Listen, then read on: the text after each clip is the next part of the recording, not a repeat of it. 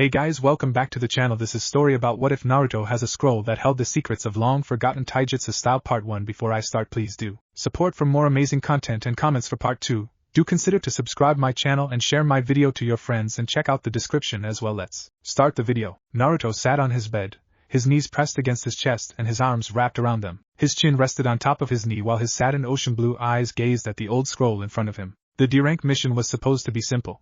That demon cat Tora had escaped the village and their mission was to find him. Kakashi ordered him, Sasuke, and Sakura to split up to search for the little bastard. Naruto had admittedly half-assed his search by walking slowly with his hands in his pockets, and somewhat shouting Tora's name. But then, he found a cabin. It was a simple, one-story log cabin, but it had a hole in the roof. He had figured Tora was there, and so he walked to it, and his surprise, Tora was there, but he wasn't alone. Tora sat by the bedside of a weak, elderly gentleman, who lay on a futon with a serene smile on his face. Naruto was shocked to see him and rushed into the cabin to try in any way to help. "It's okay, Shinobi-san, there is nothing to help this," the man had told him with the kindest voice Naruto had ever heard. Sure, the Sandaime could be nice to him, but he was nice to everyone in the village. This man was nice directly to him. Naruto tried to convince the man to let him take him to his sensei, but the man refused. "I've lived a long life. When you reach my age and the time has come, you don't run from it, you face it head-on. No need to prolong the inevitable." At hearing the conviction and acceptance in his voice, Naruto stopped trying to convince him after that. "Well, if you're sure, Aji-san," Naruto had told him. "I however will stay here. I don't know what I could do, but leaving after knowing you're going to die feels wrong to me." The man opened his eyes and Naruto was rewarded by a gaze that warmed his soul. The older man's gray eyes reminded Naruto of a clouded sky. "You are a strange young man, wasting his time with this old soul, but I do thank you," he had told Naruto. "If you can, are you able to tell me about yourself?" Naruto asked. "I'm just a wandering soul in this world. Always had been all of my life. I searched to find a powerful opponent to hone my skills to perfect my taijutsu," the man had replied. "I did once. He was fast and he had blonde hair and blue eyes similar to your own. It was a glorious battle that left me beaten. After my defeat, I decided to continue traveling until I came upon his home village of Konoha." "Why didn't you stay in my village?" Naruto questioned, but the man chuckled at his response. "I went there for the sole purpose of issuing a rematch to the man, but I found that he had passed away. Sacrificed his life to protect that village. He was a good man and I decided to remain on the outskirts to protect this land from any thieves or any other ill-intentioned folk," the man answered. Naruto smiled at this and glanced around. Other than the large, beaten-up sack that sat in the corner, it had looked so barren and lifeless that Naruto couldn't stop himself and asked, "You lived here this entire time, right? Why no pictures of your friends or family?" "There is no need. All of the precious memories I hold are all in my heart," the man replied as he reached up and weakly tapped his chest. The man suddenly began to cough violently, which caused Naruto to look at him with concern. The man then looked up and asked, "That concern, is that for me, child?" He then let out a weak chuckle. "Your eyes, so filled with compassion for a man you've seen once. They remind of his." The man then coughed again as Tora meowed. The man reached out and gave Tora a pet as he told him, "This little fella has been my companion for a few months. I rarely see him, but when I do, I often give him a treat. There is fish over in that bucket. Do you mind, child?" Naruto had gotten the fist and placed it in front of Tora, who began to eat. "I can tell by your headband that you are a shinobi. Tell me, why did you become one?" "I want people to acknowledge me," Naruto had told him sadly. "All my life I had been ignored and pushed aside for something outside of my control." The man smiled at him and replied softly, "While that is a noble goal, you shouldn't use that as the sole reason." Naruto was confused. His goal was noble, but he shouldn't use that as the reason for him becoming a shinobi. The man shut his eyes and his breathing had started to slow down slightly. "I may have spent my life as a wanderer honing my craft, but I also used my skills to protect those weaker than myself." The man had coughed again. "And while trying to carve your name into the hearts of others to have them see your worth is noble, the true noble path is to protect those less fortunate than yourself and those that you care for." Naruto saw that the man's breathing was getting shallow and the light in his eyes was dimming. "Aji-san?" Naruto exclaimed in a panic. The man didn't hesitate to smile. "It's almost time. Tell me, child, what is your name?" he softly asked. "Uzumaki Naruto." Naruto answered softly, his eyes welling up. The man slowly pointed to a scroll at the corner of the lodge. "Inside that sack is my training gi and a scroll. That scroll holds the taijutsu style that my master trained me in so long ago. It taught me not only how to fight but how to protect as well. I want you to have it." "I can't accept that," Naruto told him somberly. "I see a good heart in you, Uzumaki Naruto," the man told him softly as he placed a hand on his head. "And that is the heart that I can trust with my most prized possession." The old man offered one last smile as he murmured, "So take it, young man, as a thank you for granting an old man the chance to speak to a pure-hearted soul on his final day, and use it to protect those that truly need it." And it was then he took his last breath and departed from the land of the living. Naruto remembered feeling as if someone had punched him in the chest when the man had stopped talking to him. With tears streaming down his face, Naruto summoned 2 clones and dug a grave for him beside his lodge. He carried the old man and buried him before he placed 2 sticks and tied them together into a makeshift cross and stabbed it on the mound of dirt before he broke down and sobbed, all while Tora meowed sadly beside him. Soon, Kakashi, Sasuke, and Sakura found him and Tora at the grave. Tora hadn't resisted when Sakura had grabbed him, and Naruto didn't resist in telling Kakashi what had occurred. Kakashi allowed him to take the beat-up sack with him as he returned to Konoha, and after completing the mission, Naruto went home, took out the scroll, and sat on his bed, where he remained since. Naruto couldn't beat the sadness that weighed in his chest at the man's passing, but Naruto knew that once it passed, he would learn what the scroll held and he would use it to protect. And he would never go back on his word because that was his shinobi way. Naruto was puzzled. He held the open scroll in his hand, but it didn't detail anything. All it had was a single passage. To become a practitioner of the Ansatsuken, you must first draw out the power from within yourself. Curiously, Naruto narrowed his eyes. Did they mean chakra? No, that couldn't be. Otherwise, it would have just said chakra. He scanned the scroll to see if there was a follow-up to his odd statement, until he found the passage. To use the Ansatsuken to its fullest extent, you must find and connect with the Mu no Ken power of nothingness within you. The power of nothingness? Naruto found the name bizarre, but he continued to read on. The power of nothingness is a state of consciousness transcending ordinary perspective, born through spiritual and mental refinement. It is the power to act without being attached to emotions and thought, free of fear, anger, pride, and ego, to draw upon the contents of one's heart intuitively without obstacle and hesitation, and to be aware of the world and to know one's place and meaning within its vastness, to flow with all of creation without the need of worry, desire, and doubt. To find the connection to the Mu no Ken, you must achieve a mentally clear and emotionally calm and stable state, and find the opening within your soul. Only then will your training to master the Ansatsuken begin. Naruto finished, and beneath the passage, he saw an image of a humanoid in the meditative lotus position. Naruto grimaced. He was taught in class that meditation was a helpful tool when working on chakra control and was taught how to perform this, but Naruto knew himself well enough that sitting around was no good for him, so he always faked it. Meditating was such a waste of time. I see a good heart in you, Uzumaki Naruto, the man told him softly as he placed a hand on his head. And that is a heart that I can trust with my most prized possession. The old man offered one last smile. It was that image that stopped Naruto's complaints immediately. No, I made an oath, Naruto told himself softly. I swore that I would learn what the scroll held and that I would use the contents within to protect. And if meditating is going to help that, then fuck it, I will do it. With that determined feeling, Naruto nodded and mimicked the image's posture and form and shut his eyes. He had to clear his mind and enter an emotional and mental calming state. Breathe in, breathe out, slow and steady, allow the world to melt away, Naruto thought to himself repeatedly, his voice calm and soothing to his ears. He didn't know when or how, but soon, he slowly stopped the slow mantra and felt the world around him begin to fade away. Naruto didn't know how long he had sat there in that spot, but when he finally opened his eyes slowly, he found himself not in his room, but in a vast shallow lake bed that seemed to stretch out into the horizon. As he looked ahead, he could see that there were mountains in the distance. Naruto looked up and saw that it was night and the sky was littered with visible stars with the Milky Way stretching across it. It was beautiful. Naruto sat there in the shallow water to just bask in the beautiful surroundings that he found himself in, but it was then that the water beneath him began to glow an ethereal, sky blue color. Particles of light began to slowly float from the water and into the air around him. As he looked around in amazement, he slowly reached forward and touched a particle with his index finger, where it shattered into shimmering light that spread apart briefly before it flew into his fingertip. What is this place? Naruto asked himself. Suddenly, the orb stopped floating and remained in the air, which startled Naruto. The orbs began to fly to a spot above the lake bed where they coalesced into a singular medium-sized sky blue orb that seemed to hum a gentle white light around it. Naruto walked towards the orb and began to reach out towards it, but he paused and reared his hand back. Was he to touch it? What if this was a test or a trick of some type? And yet, he didn't feel any sort of malevolence from this odd orb.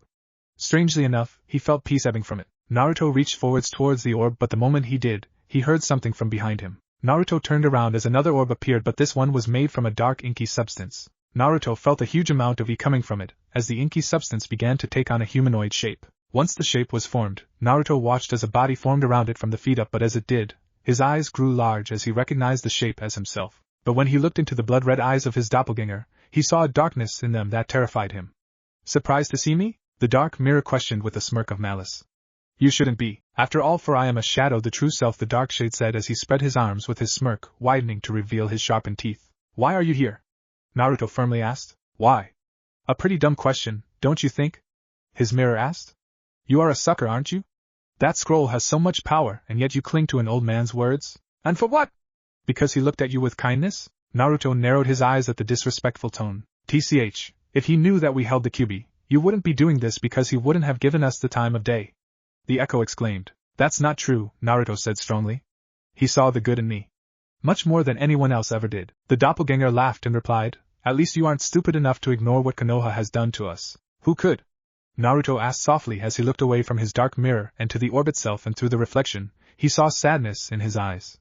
I'm not stupid, you know. While I am surprised at the fact that you are here, I'm not surprised at your existence, nor am I not surprised at the hate that radiates off of you.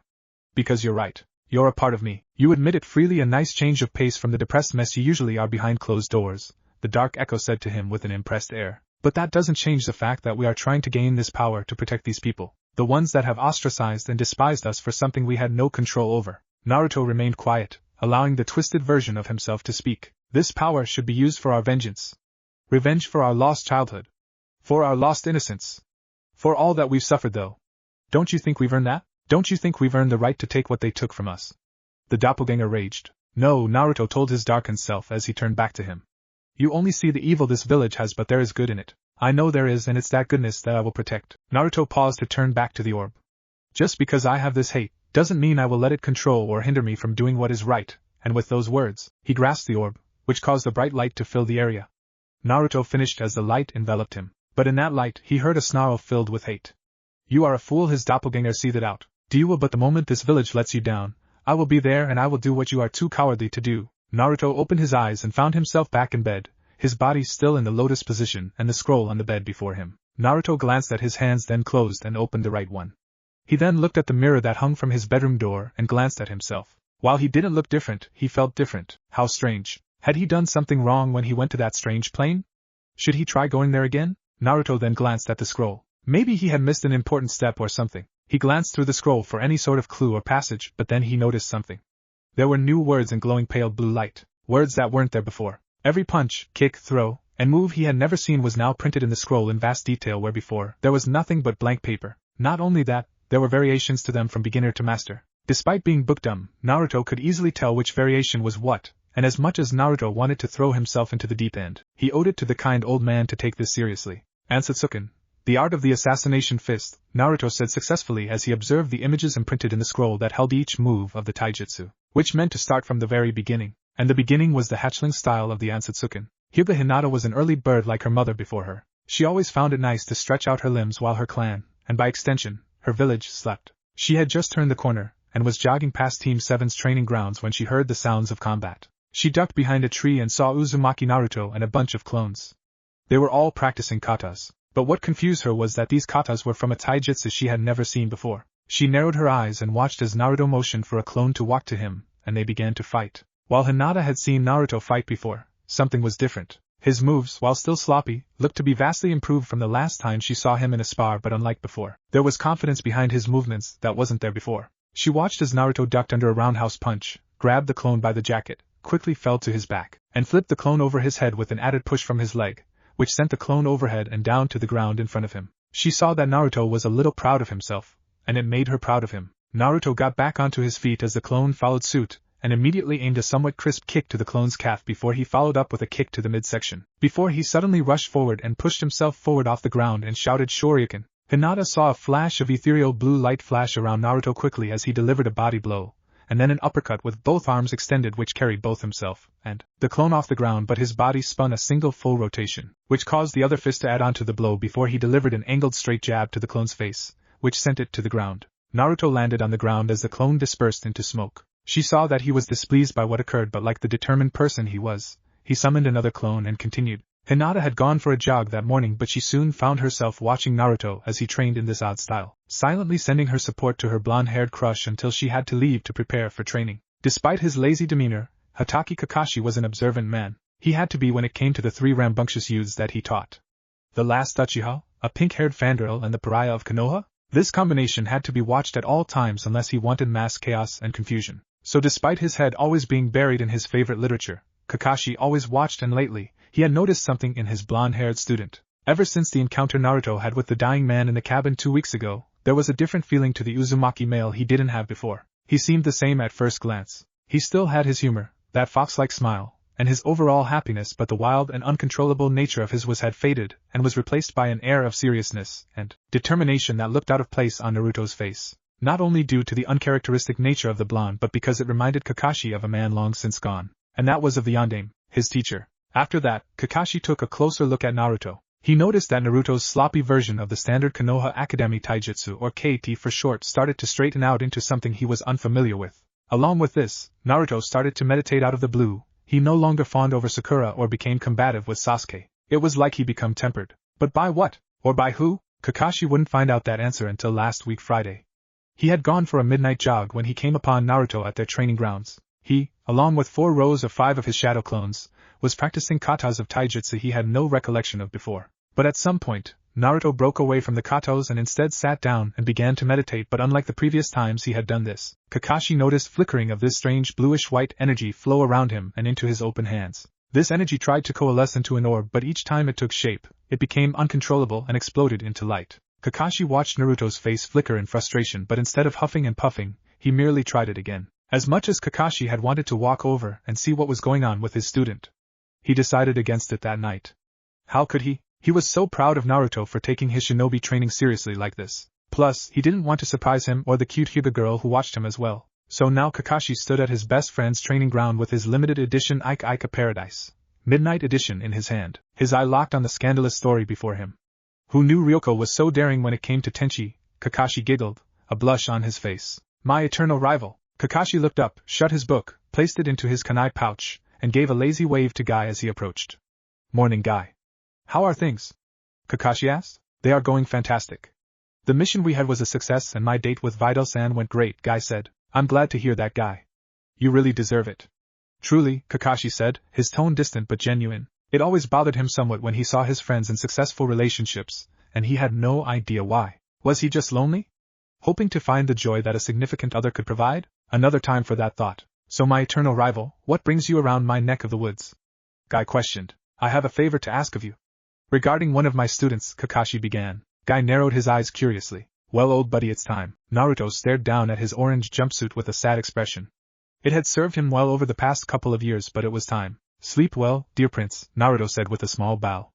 Naruto then folded up the jacket, followed by the pants, and placed them in the bottom drawer of his drawer. Naruto then turned his head and looked at the contents that came from the large white sack. In the sack were several pairs of martial arts gi and matching pants, the bottoms of them ripped, and the sleeves ripped off, and all of them had various colors. There were also multiple pairs of thick, fingerless martial arts gloves, martial arts belts, and headbands, all in various colors as well. Naruto eyed down the red gi and then the white gi and shook his head.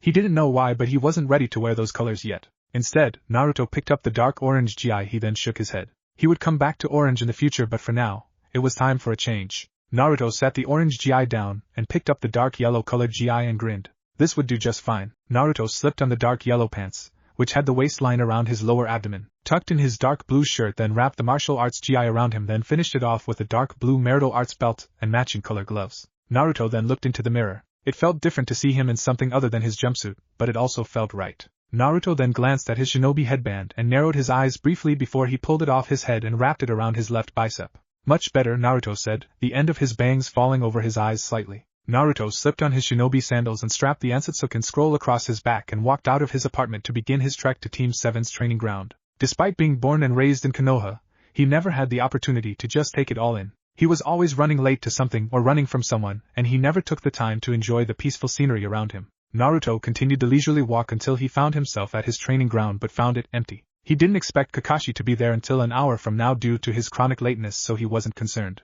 But what did concern him was that Sasuke, nor Sakura, was there. They were supposed to meet today, right? Had he misread the calendar? Naruto shrugged. It didn't matter. Team or no team, he was going to train. Naruto strolled to the middle of the training field and took a breath. In the past 2 weeks, he had noticed that his knowledge of the Ansatsuken style had increased, but he was still unable to perform the Hadouken, aka the Surge Fist, or even get the basics down in order to do it. Naruto took a deep breath and held out his cupped hands. Clear all distractions, allow your willpower to become energized into and through your palms, Naruto instructed himself. As he closed his eyes and evened his breathing, Naruto could feel his body begin to heat up, along with the area around him, before it all began to move into his palms where he felt a warm energy begin to gather. Naruto opened his eyes and saw the faint glow peeking through his fingers. He then drew his arms to the right side of his body and focused on the concentrated energy. The Hadouken is an extension of your fist, an extension of yourself. Pour everything you have into it, he continued as energy began to swirl from the air around him and into his palm, with the orb expanding and shrinking rapidly as if it was unable to maintain its form. Naruto narrowed his eyes and focused with gritted teeth. He had been trying to get this right in the past 2 weeks. He prayed it worked, just this once. And when it's time, you release. Hadouken! Naruto thrust his hand forward to shoot out the attack, but instead of it being an orb, it was a wave of energy that traveled barely away from his palm before fading away. Frustration bubbled through Naruto. Why couldn't he perfect this? What was he missing? Naruto took a deep breath to calm himself, found his center, and let determination fill his form. No need to get frustrated. Practice makes perfect, Naruto told himself, the frustration leaving his system. After another deep breath, Naruto nodded and returned to his posture to try once more. However, a hard kick to the back of the head stopped Naruto from his second try. Naruto skidded against the ground from the blow but managed to recover and performed a handspring off the ground and landed on his feet, which skidded against the ground briefly. Across from him stood a shinobi around his age with a green jumpsuit, orange leg warmers, wrapping around his hand and forearms, black bowl-cut hair, and large eyebrows. Hey, what's the big idea? Naruto asked as he rubbed the back of his head. I am Rock Lee, a member of Team Guy and the miniature green beast of Konoha. The boy introduced himself with a friendly salute. Practitioner of Goken, the strong fist, and I challenge you to a match. Naruto stared at him with a blank expression. You could have just asked, Naruto told him. I did, Lee responded. With a kick to the head? Naruto questioned. Yes, was Lee's simple reply. Well, who am I to turn down a challenge? Naruto questioned with a grin. Very well, I, Uzumaki Naruto, practitioner of the Ansatsuken, the assassination fist, accept your challenge. Naruto immediately stepped into the stance of the Ansatsuken. Bout start, theme of bout, Kasanaga residents from Street Fighter V. Well, who am I to turn down a challenge? Naruto questioned with a grin. I, Uzumaki Naruto, practitioner of the Ansatsuken, the assassination fist, accept your challenge. Naruto immediately stepped into the stance of the Ansatsuken. Rock Lee's eyes sparkled in delight as he stepped into the Goken stance and exclaimed, the assassination fist, I'm already excited. Without further fanfare, Naruto ran forward and then leaped into the air to deliver a flying kick.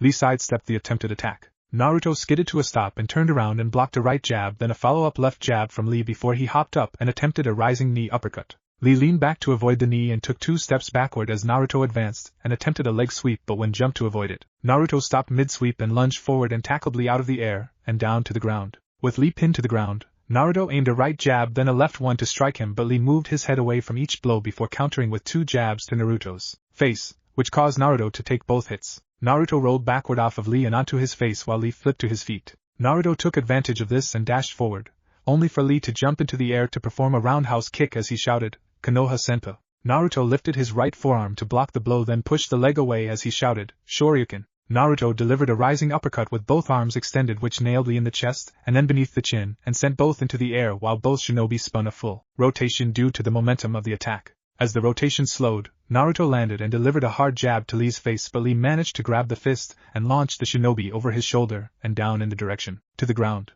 Naruto spun to the ground and crashed against it but quickly rebounded and landed on his feet. Lee landed on his feet and dashed towards Naruto and performed a low kick to Naruto's left lower leg, then aimed a kick to Naruto's midsection when Naruto tried to respond with a right jab. Lee smacked his hand up and slammed his elbow into his chest then shouted Konoha Shofu, which caused Naruto to rocket into the air. Konoha de Zenpu! Lee shouted as he dashed up into the air and landed a spinning kick to Naruto's left side. Naruto gasped in shock only for another kick to collide with his stomach while Lee's body spun faster, sending them both higher into the air with each kick to Naruto's form before Lee finished it with a heel drop. Naruto flew towards the ground and with the impending feeling of certain doom, he calmed his racing mind and took a deep breath. He held out his cupped hands then drew his arms to the right side of his body and focused on the concentrated energy that began to form. Just as he was about to hit the ground, Naruto lunged his hands forward with a shout of Hadouken, and just like before, a wave of energy collided with the ground from his palm, which caused a small crater but assisted Naruto in cushioning the blow. Naruto pushed off the fading energy and landed backward on his feet, where he skidded to a stop.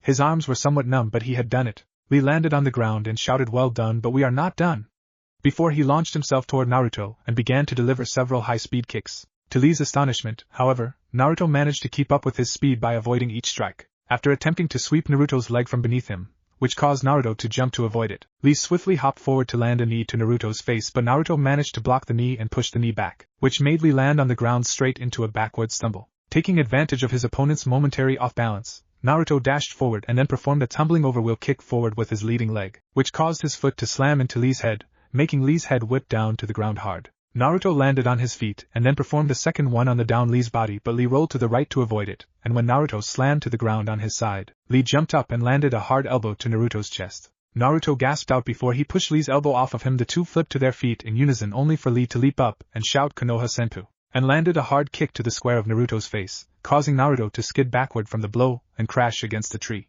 Blood fell down Naruto's now broken nose as he rubbed his face and dashed to the left to avoid Lee as he delivered a flying kick to the tree as he shouted dynamic entry. The moment Lee's foot hit the tree, Naruto leaped up and shouted tornado. With a spin of his body, kicked Lee once in the left side of his torso with his right foot, which lifted Lee into the air before Naruto's momentum continued the spin which caused Naruto's left foot to kick Lee's neck before a third rotation caused Naruto's right foot to collide with Lee's face. Lee spiraled in the air from the kicks before he crashed to the ground, with Naruto landing on the ground seconds later. Lee rose to his feet, his forehead and bottom lip bleeding, but there was a smirk on his face, which mirrored the smirk that Naruto held. Yash, Naruto-kun, despite the amateurish way the attacks look, they are very strong, Lee commended with a bright smile. I'm still a newbie with this style but I'm training very hard to become better, Naruto responded with a good-natured smile. Your response time in order to keep me on my toes is very impressive, Lee told him. And admittedly, Guy-sensei never taught me how to combat your taijutsu like he has when it comes to others, but let's see how fast you really are. I'm pretty fast, Naruto replied.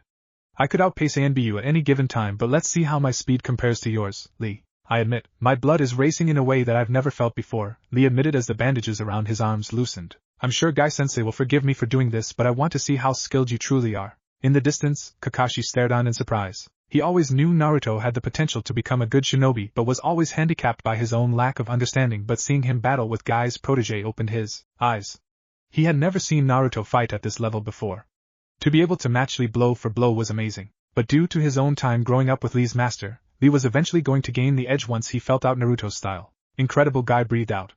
What a youthful performance your student has, but I have never seen that taijutsu style before. Have you? Kakashi shook his head, unable to speak. Guy's eyes narrowed as he noticed that Lee's wrappings had loosened. It seems this is getting serious. I shall stop them. Wait, Kakashi said as he motioned for Guy to hold steady. I want to see more. Lee could injure your student, Kakashi. We should stop this spar, Guy told him with a firm tone before he vanished. Wait, Guy! Kakashi shouted as he vanished after him. Hell, this fight has told me I have a long way to go, but I'm too invested to stop now, Naruto said with an excited tone. So give me your best shot, Rock Lee. With pleasure. Lee shouted before he dashed to Naruto, only for Guy to appear beside Lee only to deck him in the face, sending Lee skidding across the ground to the right. Bout finished, Naruto watched this with mouth agape. What? Naruto said as Kakashi flickered behind him. He got here just in time, Kakashi sighed. Naruto turned around sharply as he shouted, Kakashi-sensei? What are you doing here? I was watching with Lee's teacher. He felt it was too serious, so he decided to end this sparring session, Kakashi explained. I feel displeased with this, Naruto admitted. Don't be, you did very well considering Lee's your experience, Kakashi told him as he ruffled Naruto's head. Also, we need to have a talk regarding this Ansatsuken, along with the clothes. Naruto bowed his head as Guy and Lee approached him and his sensei. Sorry, Naruto-kun. I got overzealous, Lee said with a pouting tone. Believe me, Lee, I wanted to go full tilt, Naruto replied with his own pout. So shall we fight again? Lee asked. Boy! Let's do it! Naruto exclaimed. Yash! Lee yelled. Oh no, you two don't, Guy said. No more youthful sparring today. But sir, Lee and I didn't go full tilt. How am I supposed to become better without knowing my absolute limits? Naruto said with puppy dog eyes. Guy-sensei, he was so fast and his skills with this unknown taijutsu had me on the edge of my seat. We can't leave it a draw. Lee added with his own puppy dog eyes. Now kids. There's always next time, Kakashi said. Besides, we have a mission tomorrow and wave Naruto. As do we, Lee, and I need you fully rested for it, Guy added. All the two whined in unison. The pair then looked at one another before they both shared a grin. Would you like to be my best friend and eternal rival? Lee asked. You already read my mind because I want that too. Naruto exclaimed. Their grins grew wider before they gave one another a hard fist bump that seemed to cause a mini shockwave from the collision from their fists. Let's fight again one day, my eternal rival. They chorused out in unison. Kakashi and Guy exchanged amused glances. Ah, kids, it was early morning when Naruto awakened. Naruto knew that he had his first C-rank mission today, and while he was excited, he still remained in bed. Ever since he started this training, he has found himself more at peace with the world around him. He allowed himself to enjoy the sounds of the birds chirping, the wind blowing against the trees, and the faint sounds of children playing. It was nice to be able to just relax and enjoy the sounds of peace. Naruto rose out of bed and walked to his window and gazed out of it, a faint smile on his face. Yeah, it was going to be a good day. After getting dressed in the gold GI attire he had worn the day before during his spar with Lee, Naruto packed up the remaining GI and scroll within a ceiling scroll and jumped out of his window and down to the ground. Unfortunately for him, this stunt made him nearly fall on top of Hyuga Hinata. Hinata stumbled backward with a shocked yell and fell to the ground, which allowed Naruto to land in front of her. Whoops! Naruto exclaimed in surprise as offered Hinata a bright smile. Sorry about that, Hinata, Naruto apologized as he held out a hand to her. I really got to look before I leap, he added on. With a blush, Hinata placed her hand in his, and for a moment, the word soft entered Naruto's head before he pulled her up carefully. It's okay, Hinata stammered out before she gazed up at him. Naruto always avoided looking at Hinata. Not because she freaked him out, but it was because of her eyes. They held so much warmth and care in them that every time they happened to exchange looks, he would always feel this weird feeling in his chest. I got something on my face, Hinata? Naruto questioned curiously, unaware of the rather charming smile on his face that caused Hinata's blush to deepen. No. Forgive me, Naruto-kun, I just was curious.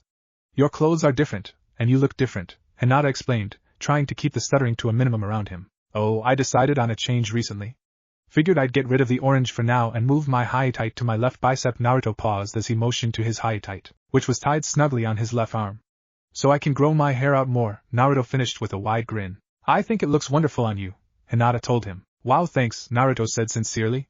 You're the first person that's noticed my change. I noticed a lot. Hinata paused for a moment as if she was searching for what she wanted to say, and once she found it, she glanced back at Naruto and said, I noticed that you were trying a lot. You did? Naruto asked. Hinata nodded and proceeded to explain. I tend to go out on a run every morning, but 2 weeks ago, I noticed you training with a lot of cyclones. I've never seen that taijutsu style before. Rock said the same thing yesterday, Naruto said thoughtfully. I didn't think the Ansatsuken was such a rare taijutsu style. Ansatsuken? Hinata questioned. Yeah. It means assassination fist, and it's damn powerful. I managed to fight Rock Lee to a near standstill yesterday, but I think he would have beat my ass if our spar wasn't stopped by Kakashi-sensei and Gai-san. I see, Hinata whispered. Actually, speaking of taijutsu. If I remember correctly, Iruka-sensei said that the Hyuga clan has a taijutsu as well, Juken, am I right? Naruto asked. Hinata nodded. Naruto stared at her until a light bulb went off in his head. Perfect. Well, hey, I have a mission, but when I come back, do you want to spar and maybe grab a bite after? My treat, the blonde suggested with a smile. Hinata's face was cherry red at this point, which had Naruto concerned until she smiled and nodded. Naruto's bright smile widened. Awesome. I've never fought a Hyuga before. This will be fun. Well, I got to go, but I'll come find you as soon as I come back. Hinata nodded. Awesome, see you later, Naruto said as he walked off, not seeing Hinata faint in the street. After 20 minutes of walking, Naruto approached Konoha's front gate where he found Sasuke and Sakura waiting there, with Kakashi nowhere to be seen. Hey guys! Naruto said as he lifted up his right hand in a lazy wave. Hey Naruto, Sakura said with a nod while Sasuke remained silent. Kakashi-sensei is running late per usual. Even on an escort mission, Sakura grumbled. But he wouldn't be our sensei without his chronic lateness, Naruto joked with a smile. Sakura shrugged, but then she turned her head to glance at him. What's with the outfit? She asked him curiously. Sasuke turned his head slightly to observe Naruto's change in clothes. Not bad, dope. At least it isn't that bright orange anymore. Yeah, it looks nice on you, but it's still not as cool as Sasuke-kun's outfit, Sakura said as she nodded in approval. Naruto gave a wry grin, but he let their comments go. This wasn't about looking good to anyone. This was all about what he felt was right, and with learning a new style with new skills, the clothes were just another step in changing things up. So while he waited, Naruto began to do a light warm-up, which consisted of jumping in place and stretching out his limbs. Once he was finished with that, he summoned a clone and began a light spar with it, which was primarily blocking and dodging its jabs and kicks. When Kakashi finally arrived, he arrived with Tazuna, who looked anxious. Alright team, let's head out, Kakashi said with a smile. Ino Yamanaka was as bored as could be. Shikamaru and Asuma were playing shogi and Choji was in the middle of pigging out. She needed a break from the monotony that had become her life, so she went for a jog. A nice afternoon jog was the best way to spice up her life filled with lazy and hungry men. But as she jogged past the training ground, she noticed something peculiar. There was a boy there. He was wearing a hideous green jumpsuit with ugly orange leg warms and had fuzzy eyebrows and a bowl-cut hairstyle. He was sparring with a large clone of himself, except it had a Jonin vest on. But what interested her was the way the two moved. Each blow they landed on one another looked impactful, and the way they moved as if they were gliding on the grace impressed her greatly. She then wondered, could she move that fast? Could she hit that hard? She then snorted. Obviously she could. She was Yamanaka Ino after all, and she could do anything that she wanted. Besides, from what she observed about Sasuke, he wanted to revive his clan and become strong, and what better way to do that than to get strong enough for him. With a determined grin, she walked onto the training ground and shouted, "Excuse me." The two shinobi kept on with their intense spar. Ino's eyes twitched, and she yelled out, "Excuse me." The younger ones had looked to the left at her briefly before he was kicked hard in the face, which sent him flying toward her. Just as she yelled out in alarm, the youth twisted his body, pushed himself off the ground, and made himself into a ball before he landed in a crouch. Ino turned around and shouted, "You could have hit me, you jerk. Sorry about that, Kunoichi-chan. I'll make sure to be careful when Gai-sensei launches me," the youth said with a bright smile, his eyes twinkling slightly as he scratched the back of his neck. Ino frowned and looked away, ignoring the odd feeling in her chest at his smile. Too loud, Ino whined slightly as the larger green-wearing freak walked up to her. "Ah, hello Yamanaka-san," Guy said with a smile.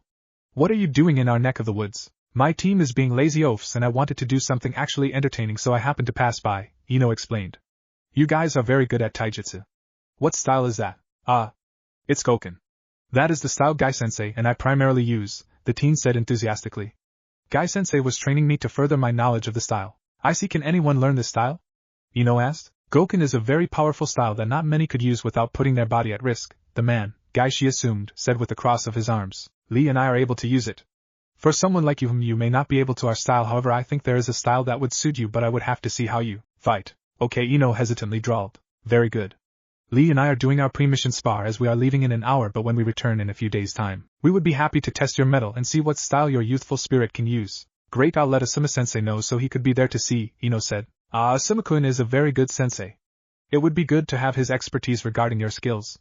"Well, until then, Yamanaka-san," Guy announced with a salute. The older shinobi then motioned for Lee to follow. Lee nodded, gave a wide smile, and said, "I hope your youthfulness remains as bright as your beauty, Yamanaka-chan," and with those words, Lee ran off after him. "Ugh, I think I'm going to regret this," Ino whined, but curiously enough, there was a smile on her face. "It's so weird being so far outside of the village," Sakura said with wonder in her voice. Naruto opened and remained silent, but he couldn't help but agree with his pink-haired friend. It felt as if a whole new world was open to him now, and he was going to enjoy every second of it. Unfortunately, fate decided differently because it was then he felt some ill feelings coming from the puddle of water ahead. Naruto always had the ability to sense evil energy, and while he didn't know where it came from, he always used to keep away from those that meant him harm. Naruto quickly walked up to Kakashi, who was in the middle of a discussion with Tazuna, and asked, "Sensei, you see that puddle up ahead?" Kakashi looked up and saw the puddle and then looked to the sky before he glanced down at Naruto and asked, "Seems suspicious, doesn't it?" Naruto nodded. "Yeah, considering he hasn't rained at all." "Curious," Kakashi said. Naruto waited for Kakashi to say anything more, but after a minute of walking and getting closer to the puddle, Naruto realized that Kakashi had said all that he was going to say. Naruto walked backward so he was in between Sasuke and Sakura and said, "I think something is going to happen." "What makes you say that, dope?"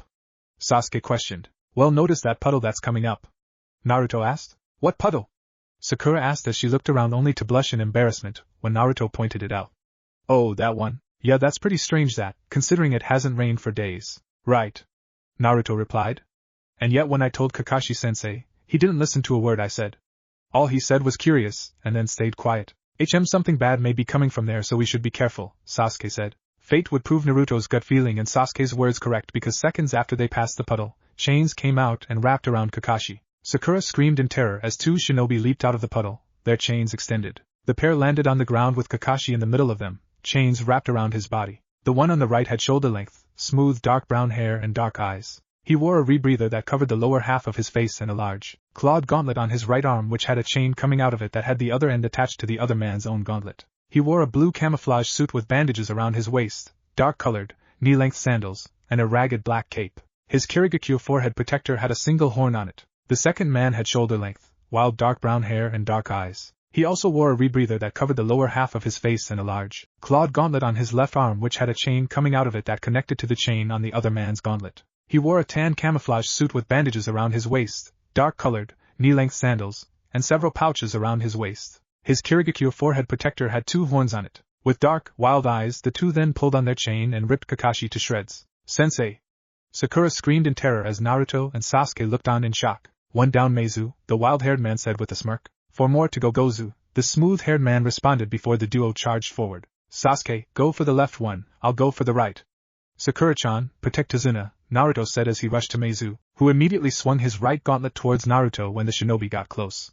Naruto leaped over the gauntlet and shouted, "Tornado!" Naruto spun his body and landed a hard right kick to Meizu's face, which caused him to skid back. Naruto then spun his body 2 more rotations in order to nail 2 more kicks to Meizu's face before he turned his body 1 more time and delivered a brutal blow to the side of Meizu's head, which sent the shinobi sailing into a tree. Naruto landed on the ground and dashed towards Meizu, who was rising from his position, and took him off his feet with a hard tackle against the tree so Meizu was laid against it as Naruto delivered several hard jabs to the man's face, each blow cracking his rebreather before the final blow shattered it, leaving the man's face bloody. Meizu kicked Naruto off of him, rose to his feet and swung his gauntlet twice towards Naruto, but Naruto swayed to the left to avoid the first lunge and then ducked the second one before placing his back to Meizu's chest, grabbed his arm and hoisted him off his feet and down onto his back hard before he landed a hard, nearly chakra-infused left jab to Meizu's neck, which caused him to choke out in pain as his windpipe was crushed from the blow. He reached out to grasp Naruto's face before his arm fell to the ground. Naruto stared at the man's glassy eyes and felt both revulsion and shock hit his stomach as he raised his fist from the man's neck.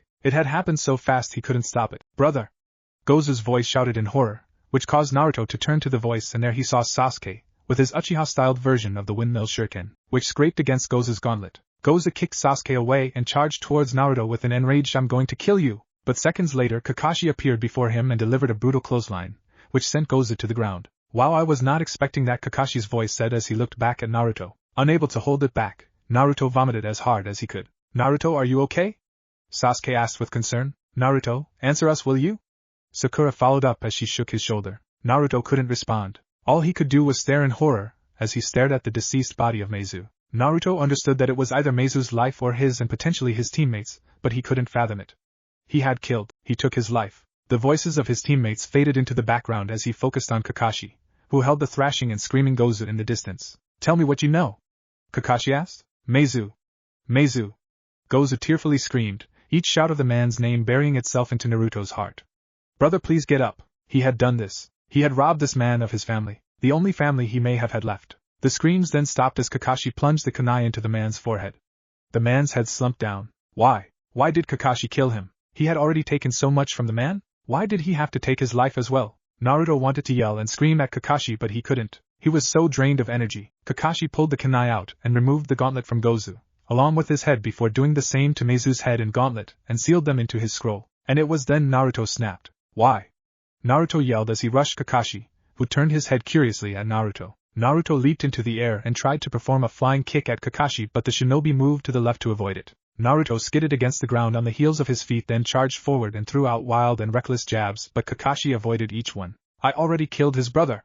You didn't have to kill him too and then collect their weapons and heads as trophies." Naruto railed as he attempted a roundhouse kick, which Kakashi leaned back from. Tears blurred his vision as he continued to try and hit Kakashi, who showed nothing but sadness and compassion in his eye. Finally, Naruto tripped on a stone and remained on the ground before he curled up and began to sob. "Why?" Naruto gasped out. It was then he felt arms embrace him, and without hesitation, he gripped onto Kakashi's flak jacket and cried. "It's okay, Naruto," Kakashi whispered. "I understand, let it out, it'll be okay." So the demon brothers met their ends. Pity. Haku knelt before her master with a bowed head. She had just returned from observing their target's movements, and was taken aback by the skill of the blonde-haired shinobi and the way he swiftly dismantled Meizu. To think, one of them was dispatched by a runt. How fast was it? Her master questioned. He was faster than expected. To be able to take down Meizu as if he was moving in slow motion. It was quick, brutal, and near efficient, Haku explained softly. Haku left out the part of the blonde's breakdown from the gravity of what he had done. Would she have reacted the same way if she took a life? She was unsure, but it admittedly worried her. And you say Hatake Kakashi was their sensei, right? The imposing figure questioned. Haku nodded. He seemed lazy to me, but it is something about his laziness that is imposing.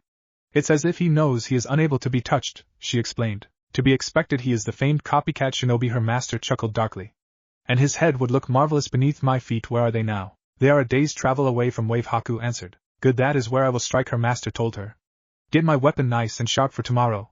I wage war and complete this contract. Haku nodded. While she knew Kakashi would be more than a threat to her master, she also wondered if the blonde would be able to withstand the might of him as well. She didn't know why, but she could not wait to see the results of this battle. Nightfall had blanketed the world as Team 7 sat around the campfire. After their battle with the Demon Brothers and Naruto's subsequent breakdown 3 days ago, Tazuna had explained to Team 7, except for Naruto due to him being in a trance-like state at the time, the true reason for his mission. After brief deliberations, the team had decided to continue on with their newly minted A-ranked mission, but Sakura had noticed that her blonde teammate had been as quiet as the dead, and she could hardly blame him. He had taken a life. Admittedly, she was stunned that it was Naruto and not her dear Sasuke-kun who had landed a fatal blow on their opponent. Seeing the normally happy and carefree teammate of hers look so hurt was upsetting.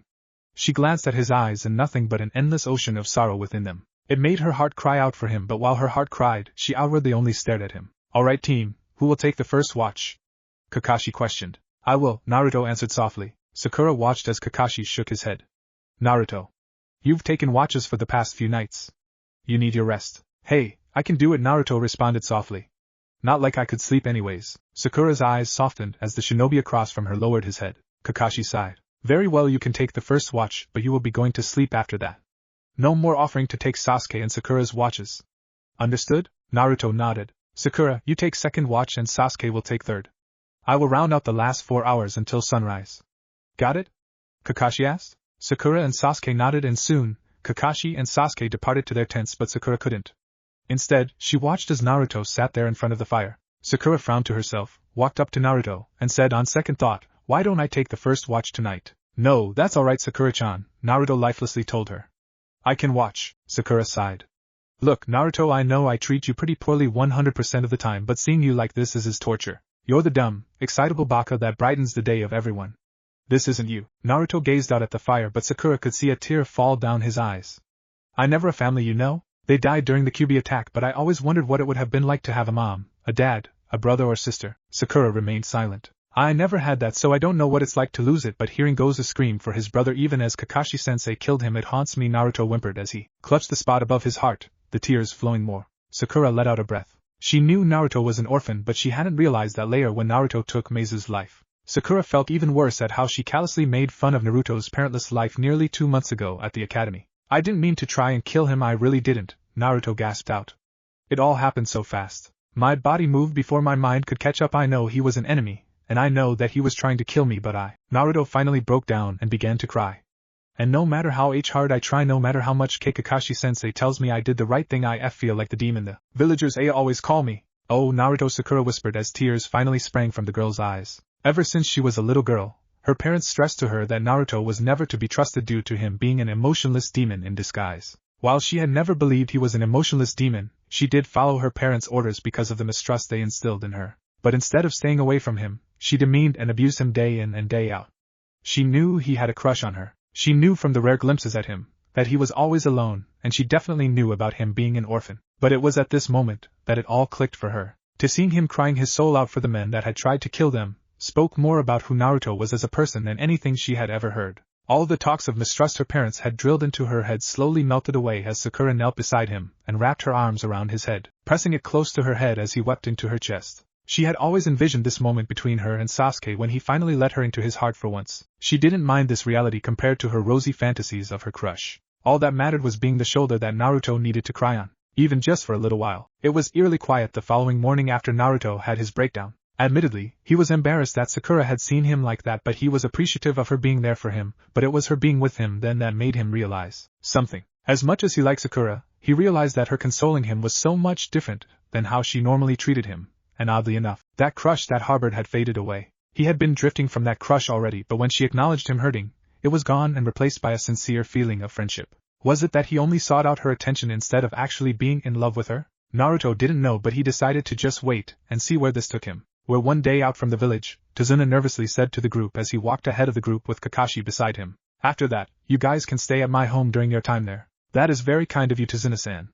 Thank you, Kakashi replied with a genuine tone. It would be nice to sleep in bed again after sleeping on the ground for the last 4 days, Sakura said with a stretch. Sasuke merely added. Naruto remained silent. He didn't know why, but he felt a faint malicious feeling in the air as the fog began to settle in around them. Naruto-kun? Sakura's voice questioned, which caused Naruto to blink and look at his pink-haired teammate. How are you feeling? Sakura asked softly, her emerald eyes shining with concern. I feel a little better about it all, Naruto replied truthfully with a weak smile. I just hope I stop having nightmares about it soon. I hope so too. If you ever need to talk to someone, I'm here, Sakura told him with a small smile. Thank you, Naruto replied, but it was then he felt that malicious feeling again.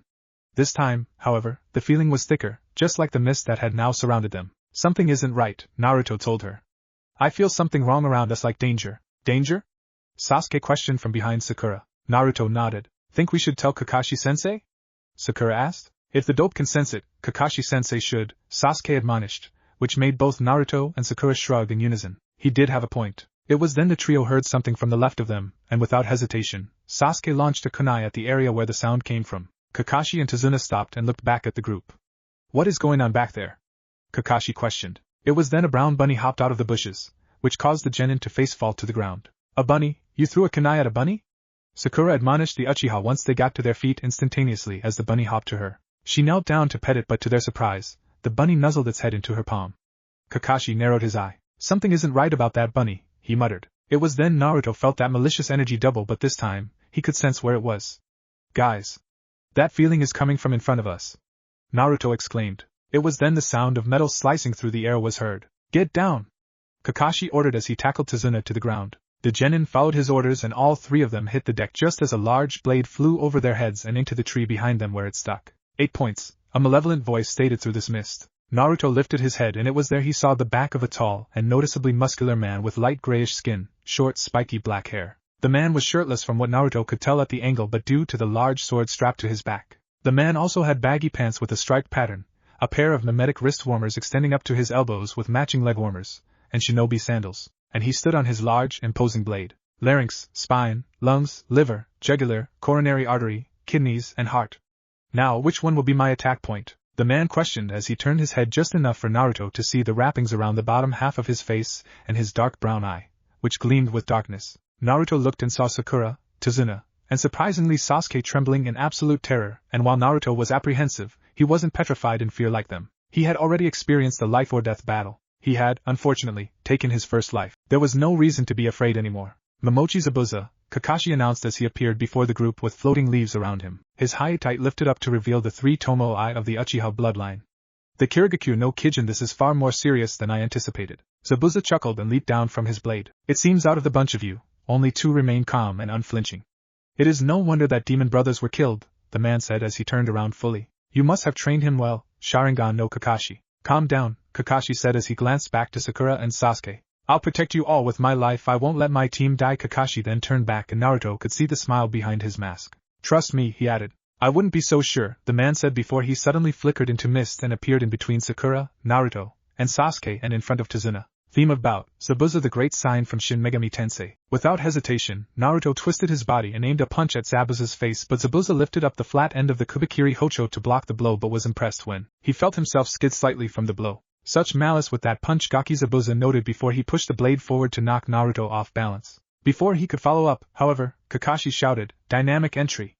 and delivered a hard flying kick to Zabuza's face, which caused him to fly above Tazuna's head from above. Zabuza recovered and landed on his feet as Kakashi withdrew 4 kunai and launched them each at Zabuza. Zabuza easily deflected each one with his blade, where he then stabbed the weapon into the ground and formed dozens of hand seals before he shouted Suiton, Suryuden no Jutsu. Behind him, a large pillar of water rose up and took the form of a dragon and rushed towards Kakashi, who had just finished his own seals, and shouted Katan, Hiryu no Jutsu. With a deep breath, Kakashi blew forth a large fire dragon, which collided with Zabuza's attack, which cancelled out both techniques and added to the thick mist. Kakashi flared his chakra to lessen the mist, which allowed him to see as Zabuza appeared behind him, his Kubikiri Hocho in mid-swing. Kakashi pulled out 2 kunai and turned around to block it, and successfully managed it, but the strength of the blow sent him to one knee. Zabuza pushed down on his blade and managed to get the blade to the right shoulder of Kakashi, but without warning, a shout of tornado caused Zabuza to turn around into a brutal right kick from Naruto's right foot. Zabuza tilted off balance as Naruto spun his body and delivered another kick,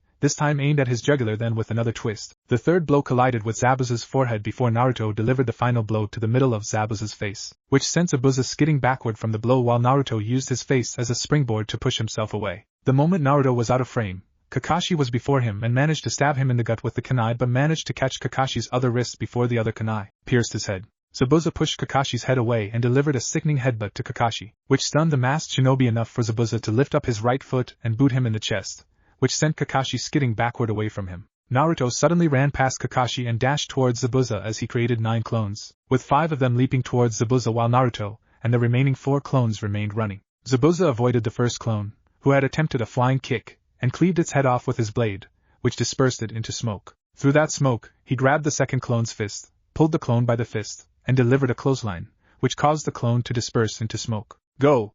Naruto shouted to the remaining 5, who dashed forward. One by one, Zabuza exterminated the clones with various amount of swings, each one causing the smoke around him to increase, but as he swung upwards to nail the last clone, Naruto skidded in front of Zabuza on his knees and shouted Shoryuken. Naruto delivered a rising uppercut with both arms extended, which carried Zabuza into the air as he was punched repeatedly before Kakashi jumped into the air, and together, the pair delivered a hard punch to Zabuza's face, which sent the shinobi to the ground but nearer to the water. Zabuza flipped to his feet and felt blood drip down his nose. Broken. With a grunt, Zabuza pulled out the kunai, tossed it to the ground, formed 7 hand seals, held out his right hand, and said, Suiton, Suryususu, water release, water flowing lance.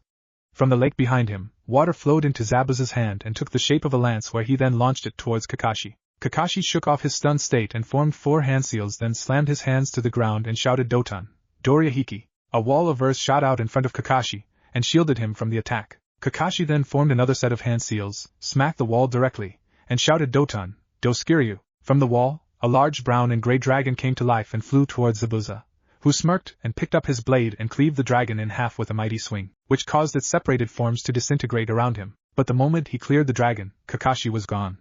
Seconds later, the ground exploded from beneath him, revealing Kakashi, who delivered an uppercut to Zabuza's chin, which sent him into the air. Naruto and a clone then ran up and leaped off of Kakashi's shoulders and flew above Zabuza's form, and together, the duo cupped their hands at their right sides and where energy began to form. Hadouken! The original and the clone shouted as they both lunged their hands forward, which caused a small wave of energy to collide with Zabuza's face, which sent the shinobi soaring down to the ground. Zabuza bounced off the ground and remained in the air, only for Kakashi to jump into the air and shout, Konoha Senpo, and delivered a hard roundhouse kick to Zabuza's left side, which sent Zabuza sailing through a tree upon impact, where he then fell and skipped across the water, where he managed to catch himself and remain kneeling, his body trembling. Naruto landed on the ground and rose up, and Kakashi couldn't help but be impressed at this harmonious teamwork. He had only experienced this once with. Kakashi shook his head. Naruto, I expected a lot of things, but first, you took your first kill and now you jumping into this battle between Jonin. It's dangerous, but I am very impressed, Kakashi commented, unable to keep the pride from his voice. Hey, if there's an opening to help when you're caught flat-footed, I'll capitalize. I know that alone I can't beat this. Hell, even the speed he had to get to Tazuna, Sakura, Sasuke, and myself outranked me, but if we keep him on his toes I think we can win, Naruto replied with a grin. Kakashi chuckled at this, and said, I think I have it handled thanks to your assistance, Naruto. You may want to stick your teammates and protect Zabuza. Naruto nodded and ran off. Kakashi watched him leave and thought that Uzumaki Naruto, it was fairly smart, but I can't let him die, not him. Kakashi then narrowed his eyes at Zabuza, who had now stood up, albeit on shaky legs, before he fell to one knee against the water, his bandages now dripping with his own blood. I won't let you or that brat get the better of me, Zabuza shouted as he began to form 17 hand seals. Kakashi walked out into the water, and he began to copy Zabuza's hand seals, his Sharingan spinning wildly as he copied this move.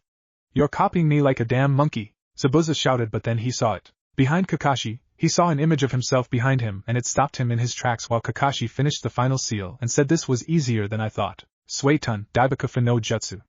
A ring of water formed in front of Kakashi before a large vortex of water flew toward him. The attack collided with Zabuza's body and sent him crashing into a tree where the water tore away at him. When the attack was done, he slumped down against the tree, battered and wounded but still alive. Bout end, Haku was stunned at what she had witnessed. She expected Zabuza to finish the battle, but this was unexpected. He had lost. There was a chance that he could have been injured, but to have been defeated like this. It rocked her, but it wasn't due to Kakashi. No, the blonde. Throughout the battle, she watched him place himself in situations where if Kakashi was off guard, he would fill the space in order for Kakashi to regain his footing. It was smart. It's over, Zabuza, she heard Kakashi say as he approached her master, and with eagle eyes, she saw Zabuza weakly give the signal. And so with a precise aim, she launched her Saban, and watched his head slump. With a splash of water, she appeared beside Zabuza and said, You are right.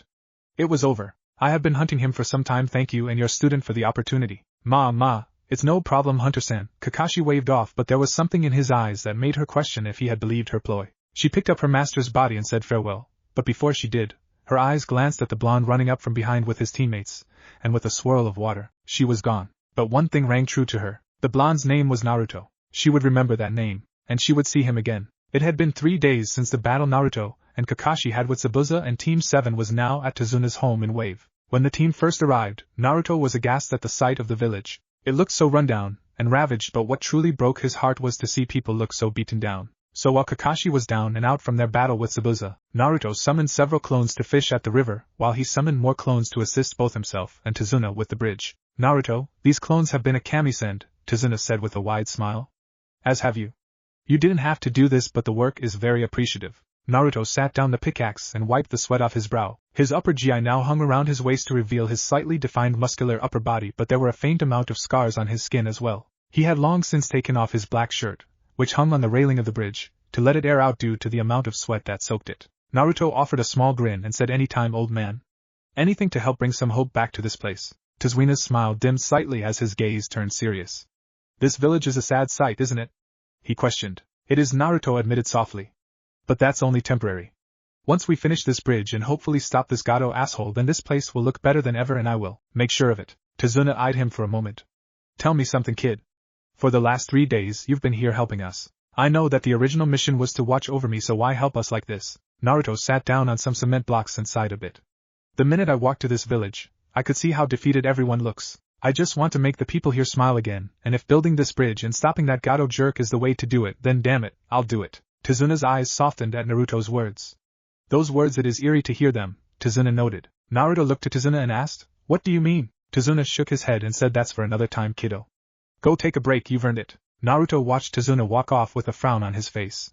There was something in the older man's eyes that spoke of a hidden sadness, but Naruto decided that when the man was ready, he would tell him. Naruto stood up and stretched out before his stomach growled loud enough for some of the construction workers to turn and look at him in confusion. He gave a wide grin before he felt someone watching him. He turned his head to the far left, and in the distance, his eyes caught a long, black-haired girl observing him. He had noticed her a few times out of the corner of his eyes ever since he arrived. At first, he thought it was just a girl who had a relative here, but after spotting her in places where it was just him, he realized she was watching him. But any time he would approach her, she would disappear from him. But why watch him? Hey, Naruto!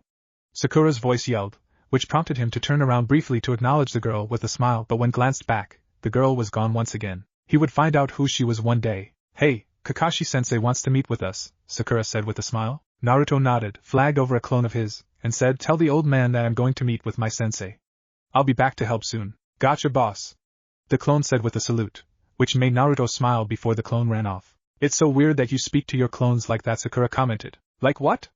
Naruto asked. Like they're real people and you're their boss, Sakura said. Yeah, I thought so too, but after a while, you get used to it, Naruto said with a smile as the two began to walk away. Here are my 3 baby chicks, Kakashi teased as Naruto, Sasuke, and Sakura stood before him as he rested in bed, his chakra exhaustion still weighing heavily on him. Thank you for joining me today out of your busy schedules, he added dryly. The only one busy was Dope on that bridge. Wasting time as usual, Sasuke replied with a cold tone in his voice. Kakashi sighed. He had noticed it just before he had passed out from chakra exhaustion, but he had hoped he had imagined the angered look on Sasuke's face. It was obvious to him that Sasuke needed the power to kill his older brother and to see Naruto, who was admittedly weaker than Sasuke, take his first kill and then stand his ground against Zabuza must have been a heavy dose of jealousy that was shot into the young Uchiha. He would need to find a way to curb that. Be nice, Sasuke-kun, Sakura admonished with a frown.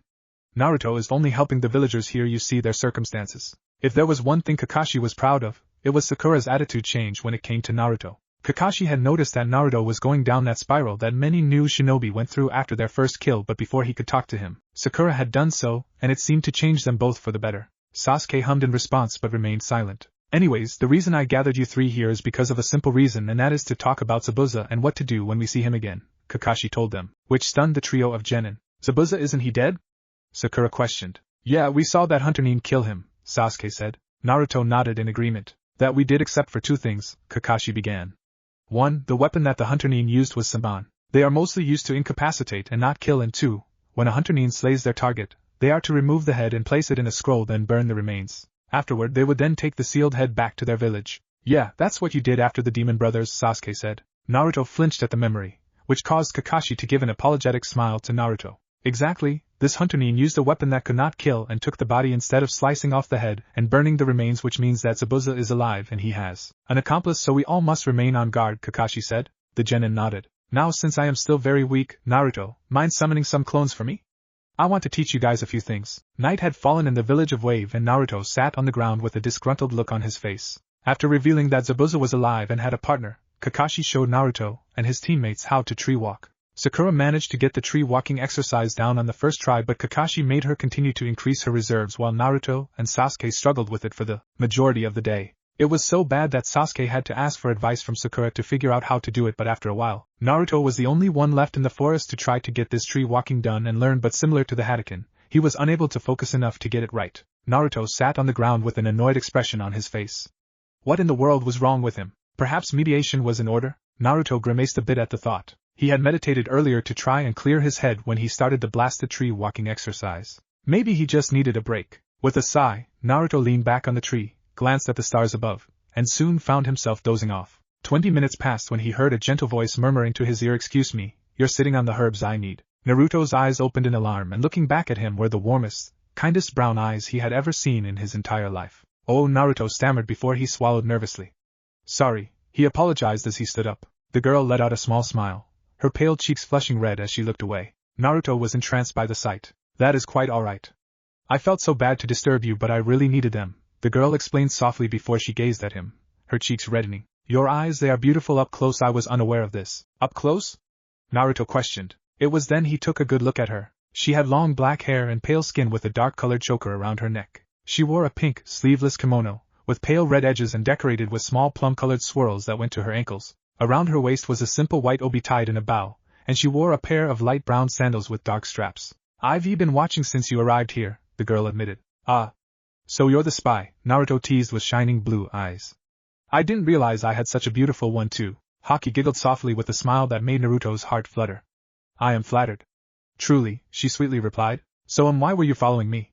Naruto asked her. I had never seen someone like you before and I wanted to get a closer look, but she paused as she glanced down at the ground, embarrassed. I was a little hesitant because I didn't know what to say, so I would leave. Ah, okay, Naruto said with a nod. Well, here I am, all ready for you to get a good look at, Naruto told her as he spread out his arms with an inviting smile. So now that you've got me, you said you were collecting herbs? The girl nodded. Great. I was taking a break from training. If you'd like, I can help you find the plants that you want. Would you?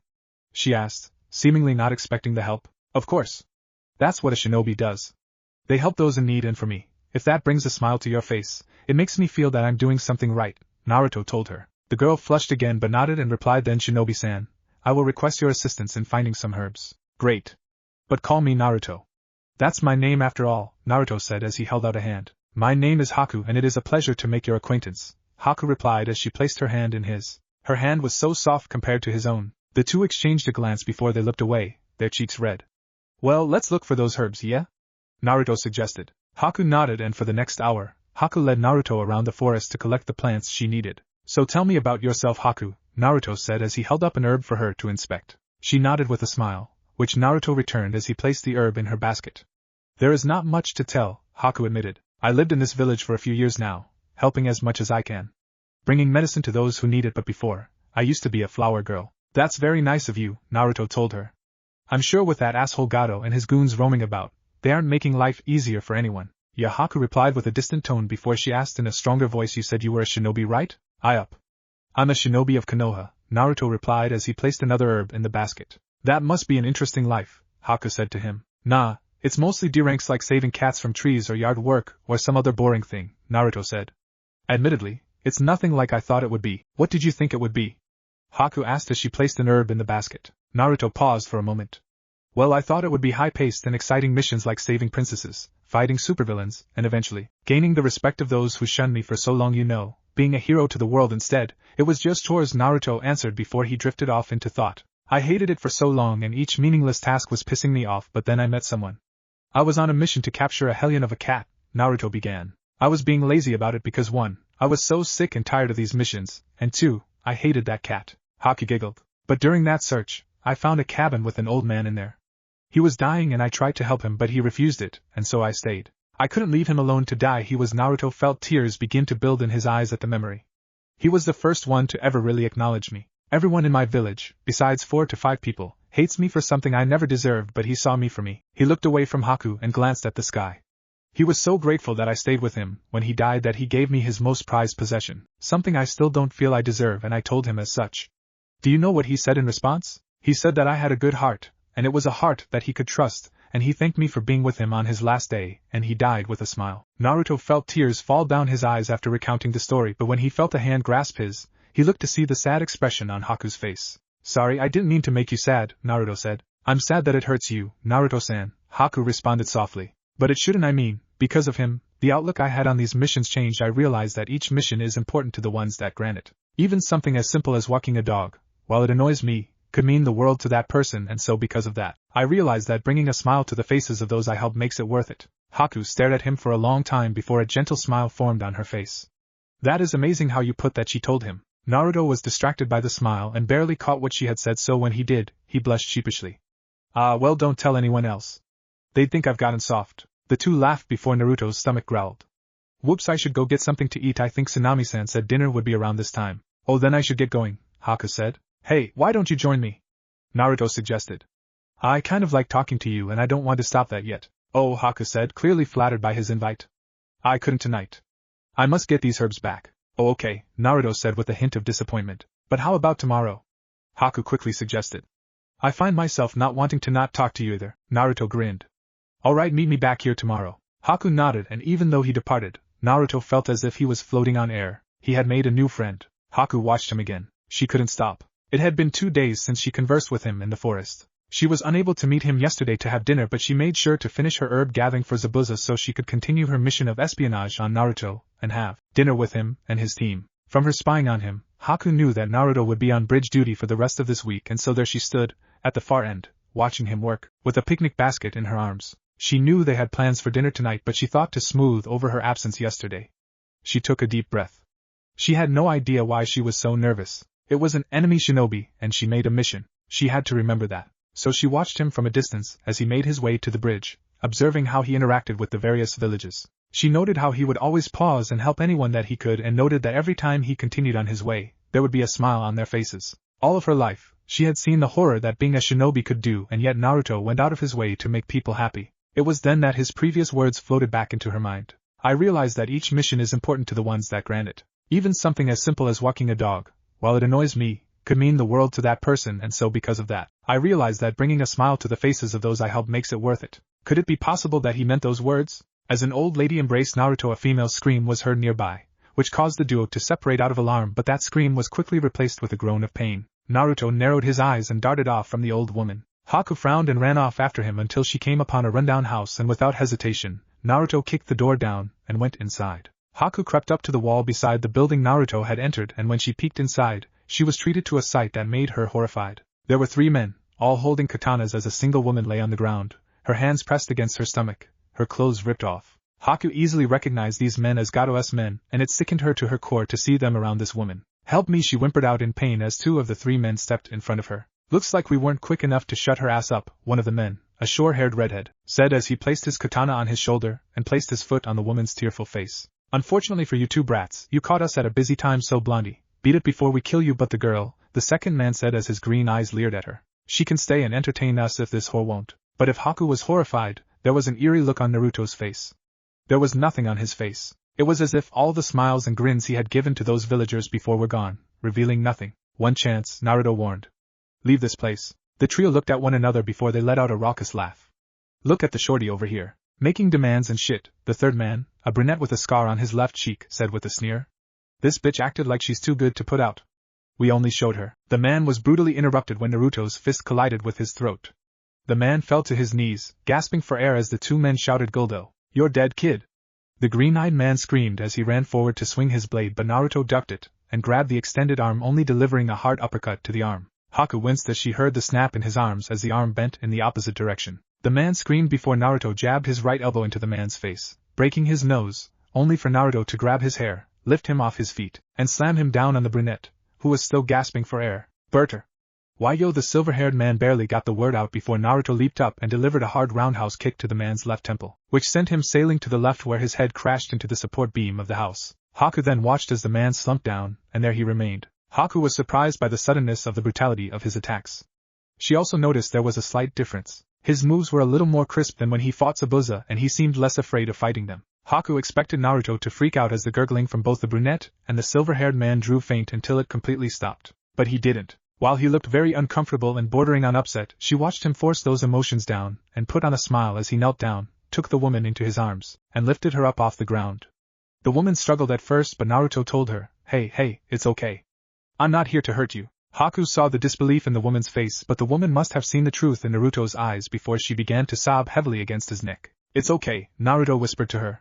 Everything will be okay, I promise. Haku silently followed Naruto as he left the hotel and delivered the woman to Waves Only Hospital and watched as he handed her off. The woman didn't want to be without him, but Haku could see him tell her that he would return. The woman was ushered in and Naruto stood there for a moment. Haku wondered what was on his mind. She watched him shake his head and begin his trek to the bridge, and while he still helped people and the smiles he gave them, his smile had dimmed, and it made Haku frown. Haku watched him for the next couple of hours as he worked on the bridge. It seemed most of the construction workers liked him and his work ethic, but it was Tazuna who Naruto seemed to get along with the most, which made sense as Naruto was his bodyguard. But as Haku looked at the sun, she knew that sooner or later, she would need to talk to him to request to join him for dinner that night. With a deep breath, Haku steeled herself and walked down the bridge, ignoring the looks and even whistles of some of the younger construction workers, but she ignored them and pressed, and soon, she could hear the voice of a man shout, Hey Naruto, can you get more of your clones under the bridge? She watched as Naruto, who was currently dressed in a pair of tan pants and a white shirt with a headband on his forehead, no doubt there to keep the sweat from his eyes. How many you need?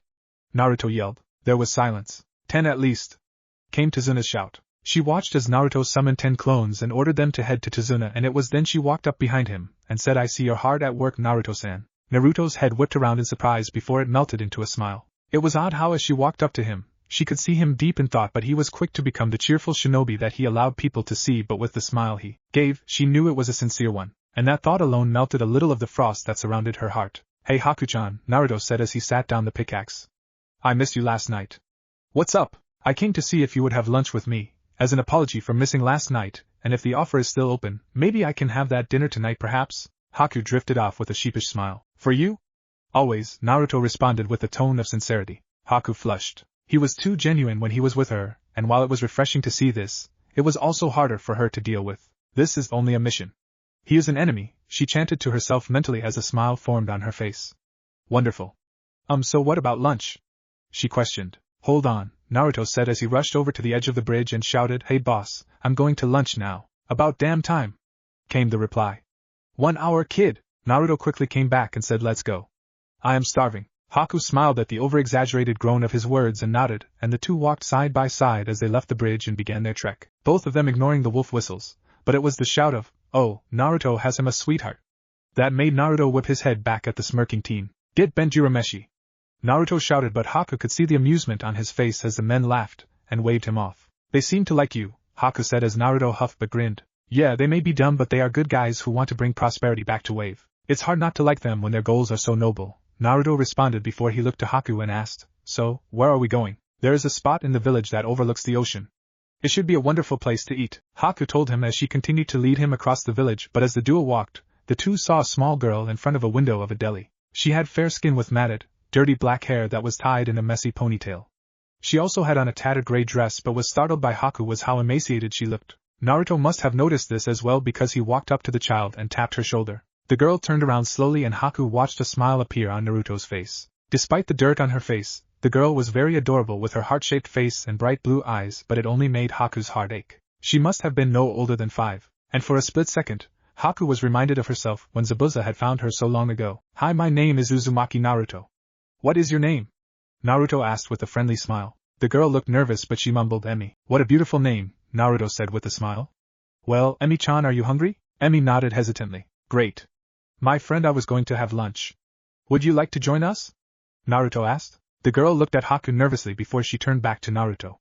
The little one must have seen something in his eyes because she nodded. Naruto stood up and took her hand and said, come on. Haku-chan, lead the way. After 20 minutes of walking, Haku stopped and turned to Naruto and the girl. We're here, Haku announced as she sat down on the bench. The area was on a large hill that overlooked both the bridge and the ocean.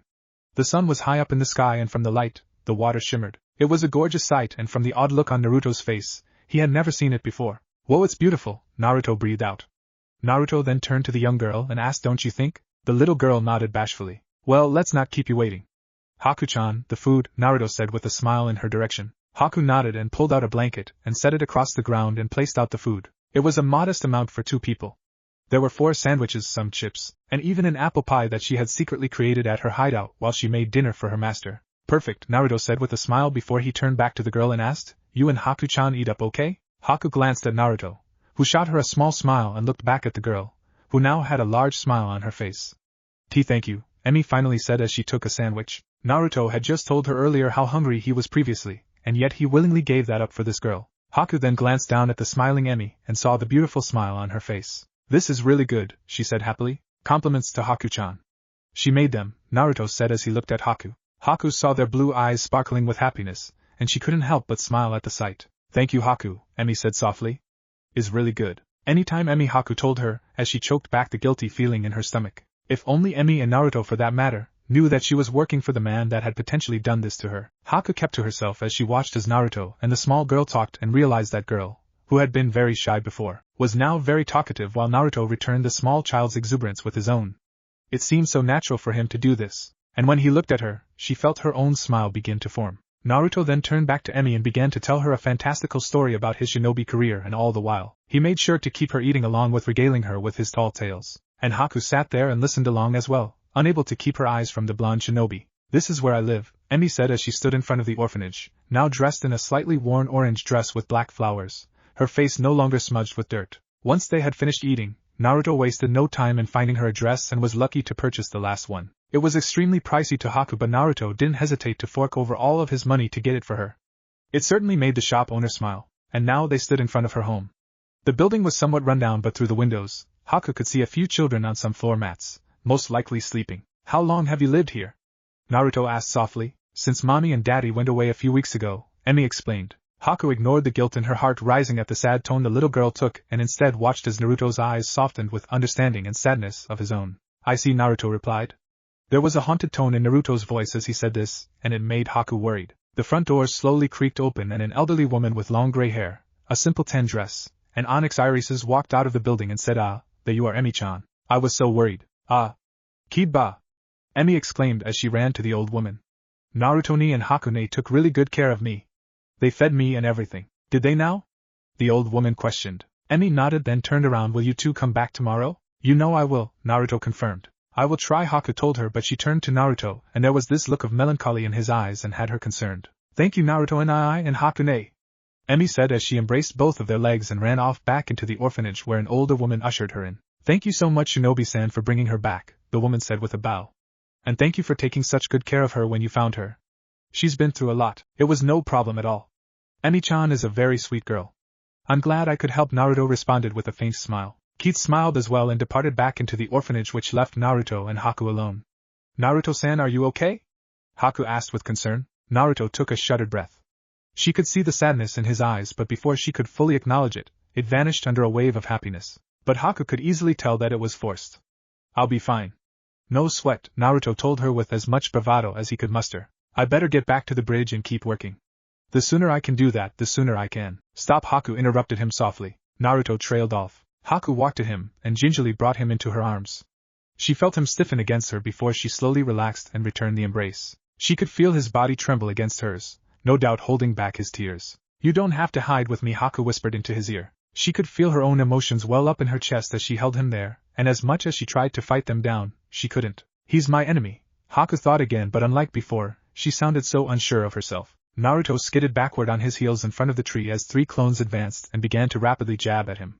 Naruto attempted to block each strike as fast as he could. A fourth clone's foot tripped him up, which caused Naruto to fall off the front of the tree and onto his back on the ground, but flipped to his feet as the four clones landed on the ground and caught the jab of the first clone, then pushed the clone forward into a right hook to dispel it. He then twisted his body to simultaneously avoid a straight kick to his head and hopped into the air to deliver a roundhouse kick to the back of the second clone's head, which dispelled it. With his momentum from the roundhouse kick, Naruto allowed himself to spin around to deliver another kick to the face of his third clone as he shouted Shunpukyaku, twirling. Gale kick. Naruto landed on his right foot and the third turn of his body and landed a final kick to the fourth clone's chest, which dispersed it, leaving him in front of his fifth and sixth clones. Naruto used his right forearm to block a left jab from his fourth clone, then ducked and blocked a low right kick from the fifth clone with his left hand before he rose up sharply with a shout of Shoryuken, Dragon Smash, and delivered dual rising uppercuts, his body spinning to hit both clones, dispelling them. Naruto landed on the ground and turned his body to see two more clones in a mad dash toward him.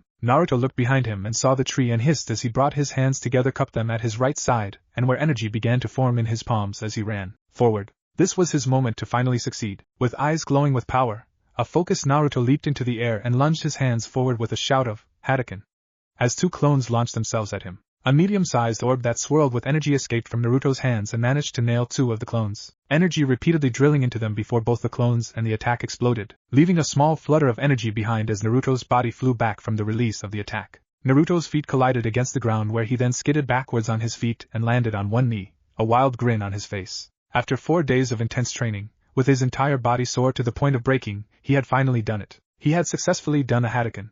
It was the intermediate one from the range and the size of it compared to what he saw in the scroll, but it was way better than the near palm version of the Hadouken. Speaking of which, now that he could pull off the Hadouken, what would he name the beginner version? It had no name to speak of, and despite it being short-ranged, Naruto could work it into his move set, but he didn't want to confuse the two. If the Hadouken or Surging Fist was the more taught version, then maybe I should call this super closed range one the Gattaken, the Self-Way Fist. Yeah, that's perfect, Naruto said as he opened his scroll and began to write down the Gattaken as the hatchling's version of the Hadouken. There, so no one else can be confused if I pass this on, of course, Naruto murmured as he leaned against the tree. The sun was high in the sky as Naruto sat against the tree, his body barely hidden by the nice shade the leaves provided him. He had found this spot nearly a mile away out of Wave's exit village during his trek 4 nights and had been training since. In that time, he was able to successfully tree walk, do his first Hadaken, and perform the Shunpukyaku, but the strain his body felt from each success was brutal. He knew in time that he would be able to successfully pull them off consistently, but he definitely needed more training, so for now, the newly christened Gataken, the Shoryuken, Dragon Smash,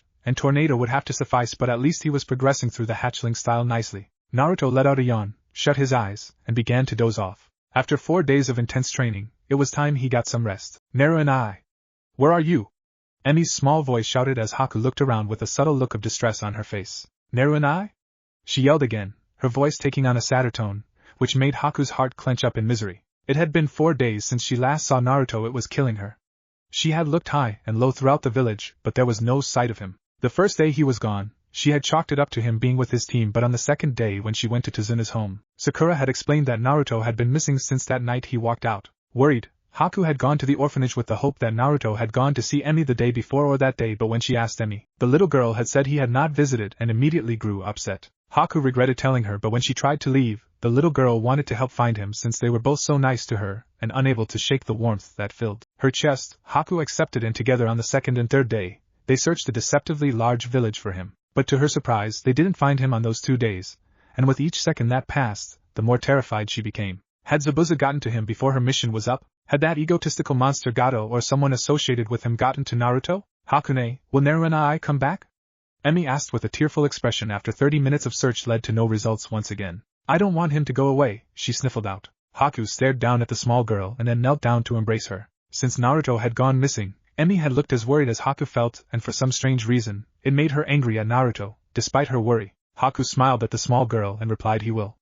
I'm sure of it. He was supposed to be her enemy, and yet, the thought of him being out of her sight scared her more than she thought it would. Come on, Emi, let's keep looking for him, Haku gently told the girl. Emi nodded, and together, she and Emi continued day 3 in search of the blonde shinobi. But as they did, Haku replied that night in her head to try and figure out why Naruto had gone missing. The last time she saw him was the night she came over for dinner. This good is delicious, Haku said to Tsunami as she dug into the beef and rice. It had been an hour since she had arrived at Tazuna's home with Naruto, and so far, she was having a fantastic time and she found out so much. Hatake Kakashi was a laid-back pervert who read Ike Ike Paradise in front of his students. Haruno Sakura was a smart girl who was enamored with Uchiha Sasuke. Uchiha Sasuke was one of the last Uchiha clan members and was mostly quiet and kept to himself but seemed polite. And Uzumaki Naruto. There were too many words to describe him, but the word that Haku associated with him the most was the heart of the team.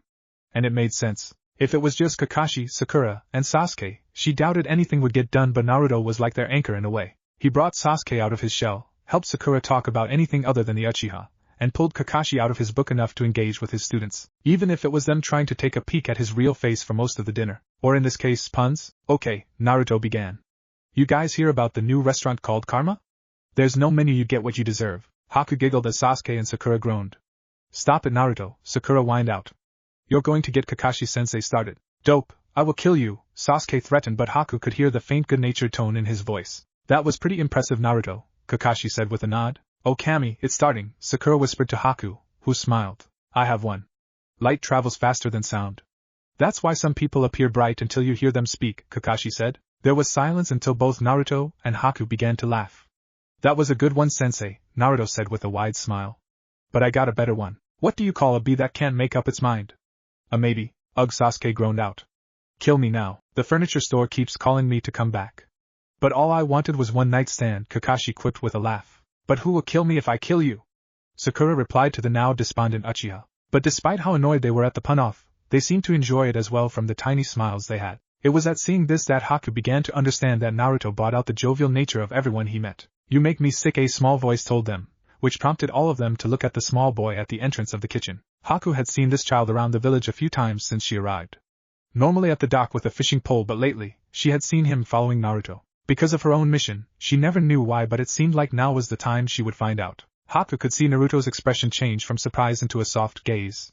Surprisingly, the Uchiha's face softened as well, but it was more subtle than the blonde's. She looked back at the boy and saw hopelessness, loneliness, and turmoil. Too much for a small child to have. What do you mean? Naruto asked him softly, his voice laced with kindness. Trying to make everyone so happy and cheerful? The boy asked, his own voice thick with sorrow, his eyes hidden by his hat. Every day you walk around this village, always sticking your nose in everything even though you know nothing about this land or its people. You keep trying to bring joy and happiness when there isn't none. Inari, Tsunami admonished, but Haku could see the tears fall down the young boy's eyes. He's not a match for Gato's men. None of you are. No matter how nice you are and how cool you act, you'll always lose because strength always wins out over kindness. Inari yelled out before he pointed to Naruto and said, and it makes me sick at how frivolous and carefree you act with us when you know nothing of the pain we've endured. Haku could see Kakashi give Naruto a look, and while it was subtle, she could see his body stiffen and his eye have a look of remorse in them. She suddenly saw Naruto stand up and walk to the small boy and slowly, he knelt down so he stared the boy in the eye. You're right. If you feel like I disrespected you and your village by trying to make light of all of its sorrows, then I'm sorry, Naruto told him softly. I can be a moron at times, but the one thing that I will never do is belittle the pain you feel. The boy looked surprised at his words, but Haku could see that despite the soft tone, Naruto's eyes showed a hidden anger and pain within them. And while I won't belittle that pain, you shouldn't go around acting like you're the only one who hasn't experienced it, Naruto told him with a firm tone. You haven't, Inari began. You have a mother, right? Naruto asked sharply. You have a grandfather? Inari paused. Do they love you? Feed you? Protect you? Support your dreams? Naruto counted off questioningly. When Inari didn't answer, Naruto barked, Do they? Yes. Inari exclaimed in surprise. I never had that luxury, Naruto replied softly with a haunted tone. I never had anyone that loved or cared for me. The village that I come from treats me as if I'm nothing but a ghost to them because of their own bullshit fears about something I'm not. Hell, I was so unwanted. Not even the orphanage wanted me. I knew nothing of the love of companionship for a long time. Haku was stunned to hear Naruto speak so candidly regarding his past, and even felt her heart break at how alone he truly sounded at this moment. I never had anyone to love or care for me, so I had to resort to being a prankster to get anyone to notice me. Can you imagine your life without your mother or grandfather around? Can you imagine being alone and unwanted? Can you? Naruto asked him. Inari looked down as more tears began to fall in earnest. No, the boy croaked out. Then I envy you for having that, Naruto told him as Haku saw his eyes shining in pain, but just like that, the pain was gone and a smile was on Naruto's face, the pain replaced with a fierce determination. She watched as the shinobi placed a hand on the boy's covered head and said, I don't know what you lost that made you lose faith and happiness, but when things get tough, at least you know you're not alone because you have that support system I don't have. Naruto gave the kid a wide smile. Shit may be bad right now, but trust me, it will get better, and you know why. Because I'm making it my personal mission to stop him once and for all. No matter what it takes, Naruto told him with a determined tone. But why? Inari whispered to him, why does it matter to you so much? Naruto's smile lessened into a smaller, gentle smile. Gato has made you and your entire village cower in fear of him, and those he hired, and I don't take too kindly to bullies like him. Plus, and it might be silly, but I don't like seeing children cry, Naruto responded before he stood up and walked away. Was he telling the truth? Haku asked, almost shocked at her own words as Inari stood there in stunned silence. Every word, Kakashi sadly confirmed. Haku quickly excused herself and ran out of the house. She had to find him. Haku continued to think until she and Emi found themselves at the exit of the village that led west, but as she thought more about it, she began to understand more about Naruto. Uzumaki Naruto was a gentle-hearted shinobi who hailed from Konoha. He always went out of his way to help people and seemed to be a rather skilled shinobi, but after what she found out, he was also an unloved, discarded orphan in a village that hated him for something she had no clue about. He must have been so sad and alone for so many years, and seeing Inari and Emi the way he did only made him hurt further. He saw himself in them. Bringing a smile to the faces of those I helped makes it worth it. His words echoed within her mind, but this time, she saw them in a new light. It wasn't just the old man that had set Naruto down this path. No one had been there to make him smile when he truly needed it, and because of that, he went out of his way to make others smile, to give them the comfort and joy he had never been given. Oh, Naruto, Haku whispered. Hakune, why are you crying? Emi asked. Haku blinked and reached up to touch her face. She could feel the moisture beneath her fingers and realized she had been crying. I'm just worried, Emi-chan, Haku told her. But it'll be okay once we find Naruto. But moments after she said this, she saw it. A little way outside of the village gates, she saw a figure sitting beneath a tree, and despite the shade, she saw that familiar sun-blonde hair. At this point in her life, she could recognize him anywhere, and apparently, so did Emi, because, without hesitation, she ran off with a shout of, Naru and I. Naruto's eyes opened drowsily only to feel the little girl collide with his side, which sent him falling to the ground. Despite the small body, she felt heavy. Must have been due to how weak his body felt from the endless training. Emi-chan? Naruto said. He leaned up off the ground with a lot of difficulty, and stared at the small blue-eyed girl who sobbed into his chest. Hey, what's wrong? Naruto asked with concern. I was scared you went away. Emi wailed as she dug her face into his chest. Hakune, and I looked all over for you and you were gone. Guilt filled him as he gently hugged the girl and murmured, Hey, I'm sorry, Emi-chan. I should have come and visited you before I left, but I had to train to stop that mean old Gato from making more people cry. Ah, really? Emi sniffled out. Naruto nodded with a smile. hiding the wince of pain. Even his face hurt from all the training. Okay, Emi murmured, her blue eyes shining with as much understanding as they could for such a young girl. But you gotta visit if you leave again? Okay, Naruto replied before something occurred to him.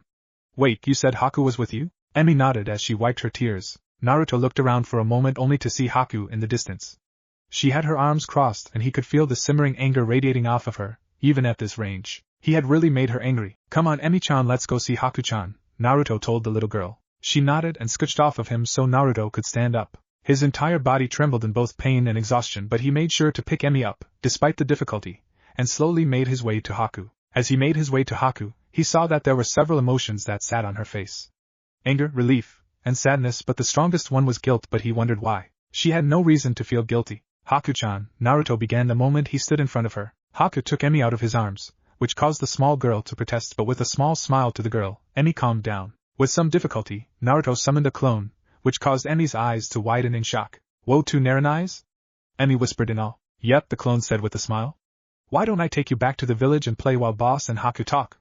Does that sound like fun? Emi looked conflicted as she turned to Naruto and Haku. No worries Emi-chan, we'll join up with you, Haku said sweetly. Promise, Naruto said with a grin. Emi nodded with some reluctance before she began to walk back with the clone, who immediately tossed her into the air and began to run while holding her up, which made her squeal in happiness. Naruto and Haku both watched the pair leave, and once they entered the gates, Naruto suddenly fell forward, his legs giving out from the heavy exhaustion, but Haku caught him. Oh Naruto, Haku whispered. Why did you push yourself so hard? Sorry, Naruto softly apologized. Naruto felt Haku adjust until his arm was over her shoulder, and together, they began to walk toward the village entrance slowly. Why did you leave like that? You had your teammates worried, you had me worried, but you had Emi worried too, Haku admonished with a frown. I'm sorry, was Naruto's simple but genuine reply. You were gone for 4 days, Naruto, Haku told him, a little harshly. Why didn't you just tell me that you wanted to train? I wouldn't have gotten so concerned if you had. I had to do it, Naruto said. You had to?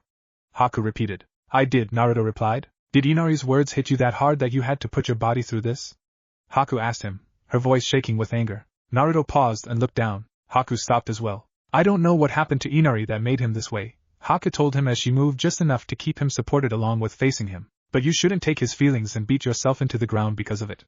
Nor anyone else's. Naruto looked away from her. Haku-chan, Haku placed a finger over his lips, her eyes softening. I know now the reason behind why you do the things you do, but you have to remember something. People do care about your well-being. You don't have to destroy yourself to make others happy, you deserve more than that. Naruto looked down. I don't know what I deserve, Naruto told her, an unsure tone in his voice. Slowly, Haku lifted his head up so he could look at her. You deserve everything this world has to offer, she told him softly. And I wish I could give that to you. Naruto stared at her in surprise at her words, but it was then something shifted in his heart, and he could tell that something shifted within Haku's as her eyes softened in a way he had never seen before. Slowly, the pair tilted their heads as they leaned in close, and with the sun high in the sky, green leaves falling all around them from the gentle sea breeze, their lips connected in a gentle kiss. How could she have been so stupid? How could she fall into this trap? She had been careful, hadn't she? She had to have been, and yet all she could do was imagine his lips against hers, the breathtaking sight of his smile that reminded her of glimmering gold, and the look of warm adoration in his sparkling blue eyes. She had done missions like this before: infiltrate, weaken, sabotage, and defeat, and she had never allowed herself to get attached, and yet she has. She has attached herself to him. Somewhere along the line, she had given him the most precious thing she had, and now she was a compromised weapon. It had been 2 days since her kiss with Naruto, and she was unable to face her master like this. She was unable to look him in the eye because her heart had been stolen by the golden-hearted shinobi. But at the same time, she could barely look at the object of her affection either. She was sent there to sabotage and betray him, to hurt him. And if that was not a poor decision, she made another one with Emi. The small and sweet orphan girl with glittering blue eyes that matched Naruto's. She had captured her heart in a different way. She wanted to protect her and care for her, and as she watched Naruto chase the squealing girl around, she felt even worse. Because she was happy. She should not allow herself to be happy like this. She was going to hurt Naruto with her eventual betrayal. She was going to hurt Emi by Naruto's death, and the further subjugation of her village due to working with a man, actively trying to use them for his own profits like slaves. Her employer hired her master and herself to intentionally shred the last bit of hope that this small village could have. She was actively working against what Naruto was here to stop. She should not be here with her enemy, and this small girl. She should not be happy nor rewarded with her treachery, and yet, this happiness persisted within her. The more she looked at Naruto and Emi, their bright blue eyes, she slowly began to imagine a life with them. It was through this feeling that Haku finally understood why her mother fought so hard to keep their family together. for moments like this, and it only made the pain in her heart grow. Because while she loved the thought of being a family with Emi and Naruto, she was her father's daughter. She was going to betray Naruto, and she would soon after, and Emi would be alone again. Just the thought made her sick to her stomach. Hakune! Help me! Emi happily shrieked. Haku looked up to see Naruto with Emi in his arms, her face beat red with laughter as he tickled her. You better help her, Haku-chan. Naruto laughed as the girl managed to escape from his attack and run to her. Despite her growing guilt, Haku could not help but open her arms as Emi leaped into them and hid against her as a smiling Naruto approached. Ah!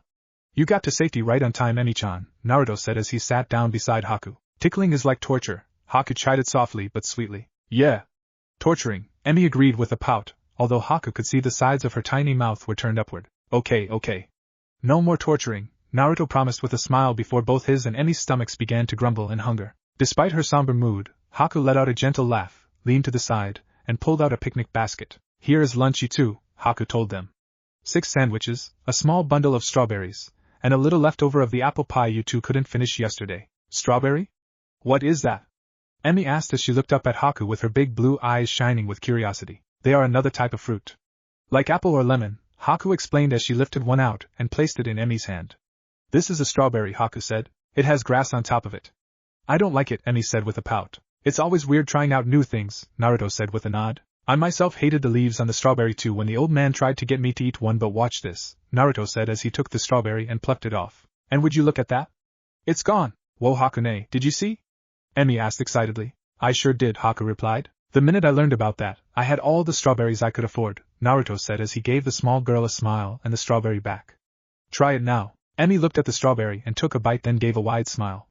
It's delicious, Emi exclaimed before she continued to eat it. Now, slow down, Haku chided softly as she grabbed a napkin and wiped the red juice from the young girl's face. Don't want you to get too messy now, Haku murmured until the girl's face was clear. Emi beamed up at Haku before she opened the picnic basket to get more strawberries, and when she found the small baggie, she held them out to Naruto with big blue eyes. Can you make other leaves go?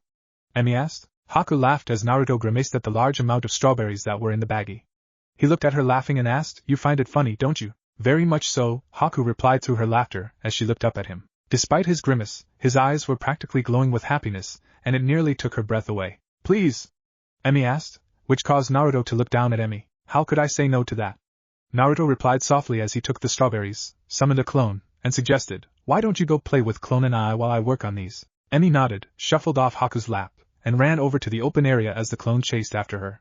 I'm sorry, Naruto-kun. Had I known she was going to dislike the leaves so much, I would not have picked so many, Haku explained sheepishly, but Naruto shook his head, a smile forming on his face. Don't be. Really, I am glad to do this for Emi-chan, Naruto replied as he began to pick the leaves off of the strawberry. I've been thinking about what you said the other day, Naruto told her. About taking Inari's sadness and adding it onto my shoulders. Haku remained silent. All my life, I've been alone, Naruto admitted softly. I'm used to that. I know that I can handle it. But seeing Inari that night, seeing him so heartbroken and scared, it reminded me a lot of me when I was his age. Same with Emi. Naruto looked ahead to watch Emi and let out a soft sigh.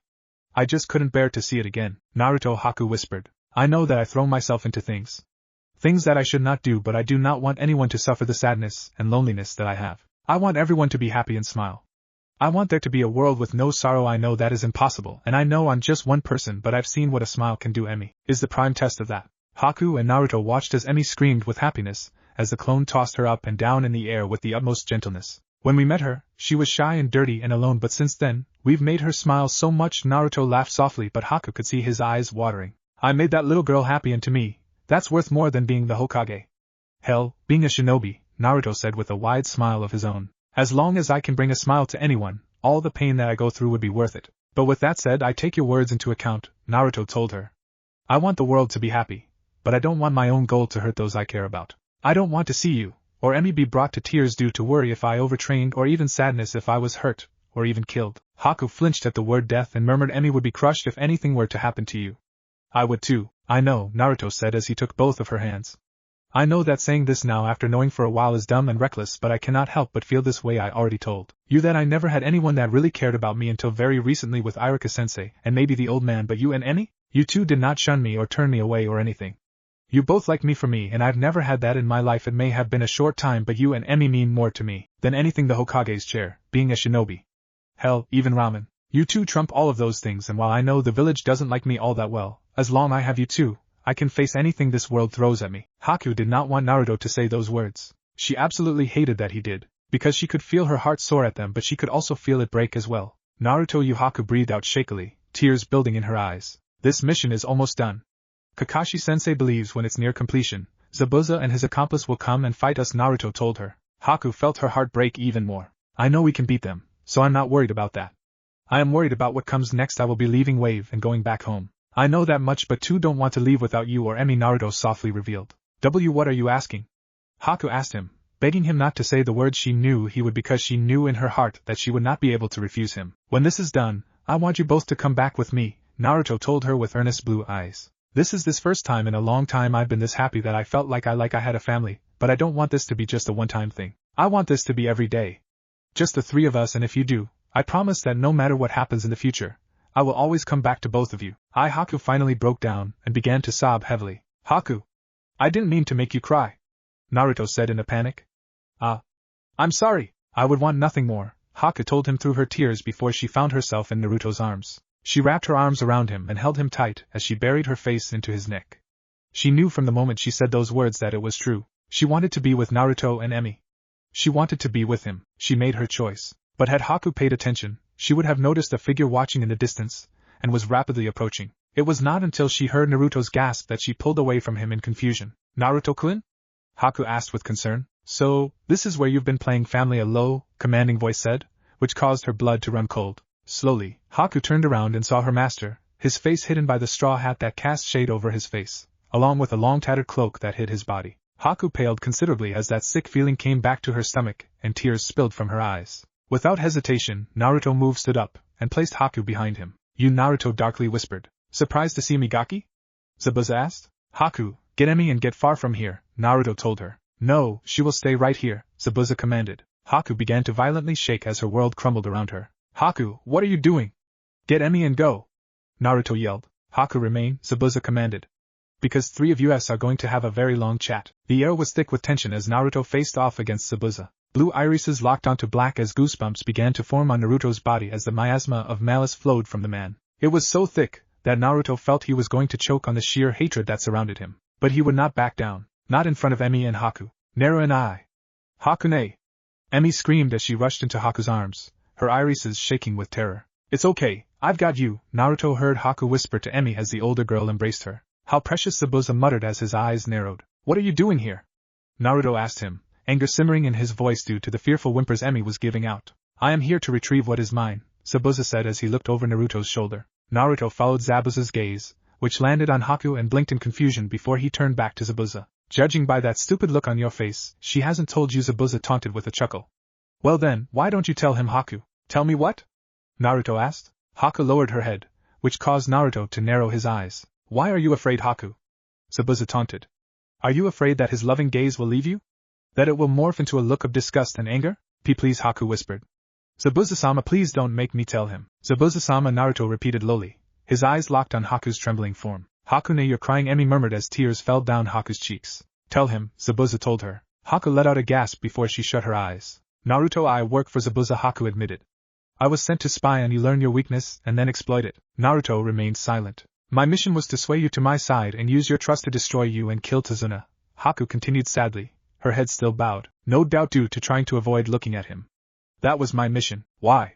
Naruto gently questioned. When I was Emi's age I had a family, Haku began softly as she tightened her hold on Emi's shaking form. They were simple farmers in Nizu no Kuni, a very brutal and harsh place that feared those with Kekkei Genkai due to a civil war. There wasn't a lot, but there was love, and that's all we needed. One day, I found out I had a Kekkei Genkai and showed my mother. She smacked and scolded her but explained why she had done it afterward. She told me that what I did was dangerous and to never do it again, but little did I know, father had seen and heard it. Haku paused to take a shuddered breath and continued her tale.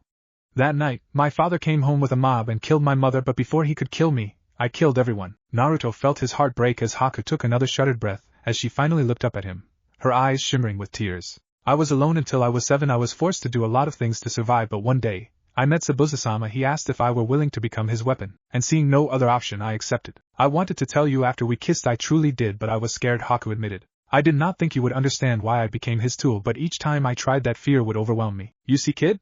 You may have seen a cute girl who fell in love with you, but that was all a mask that I told her to wear, Zabuza interrupted suddenly, catching Naruto's attention once again. The Haku you protect is not the Haku I created. I raised her to be the obedient little tool she is. If I had told her to kill that brat and you, she would. No question asked because that is what shinobis do. Tool? Naruto questioned before anger swelled in his chest. Haku is no tool. Not to me and especially not to you. You are truly naive, just like all Konoha shinobi, Zabuza hissed out. Let me spell it out for you. Shinobi are mercenaries and trained spies hired by various people of power, both good and evil, to do their bidding as their tools of destruction. We were molded to be liars, thieves, and killers. There is nothing honorable about us. There is nothing human about us. Naruto watched as Zabuza stared past him at Haku and said I saved her life. Gave her a home when she lost hers. Fed her when she had no food. Trained her from nothing into the fearsome kunoichi she is. All to cultivate the skills she had that I needed her to have. Her skills are what is tremendously important to me, not her. That is what we agreed upon when I took her in. Haku flinched, and Naruto felt his anger spike to dangerous levels as a saddened expression appeared on her face. Naruto eyed Zabuza before he turned back to Haku and said with a gentle tone, "Thank you for finally telling me the truth." Haku's eyes widened in surprise. What? She breathed out. Naruto smirked. Yeah, I knew this entire time. Since the moment you and I met that you were his spy. How? Haku breathed out. Naruto dug into his right ear with his pinky as he explained with, "Simple, I had noticed you watching me when my team and I first showed up. The only time someone is watching after me is when they plan to do something to me, so seeing you watch me set off alarms in my head. So, after we talked at the bridge on my third day here, I had a clone shadow you that day. He took note that you did not stay in the village and left when night fell. The second time we met up, he followed you to a stone fortress.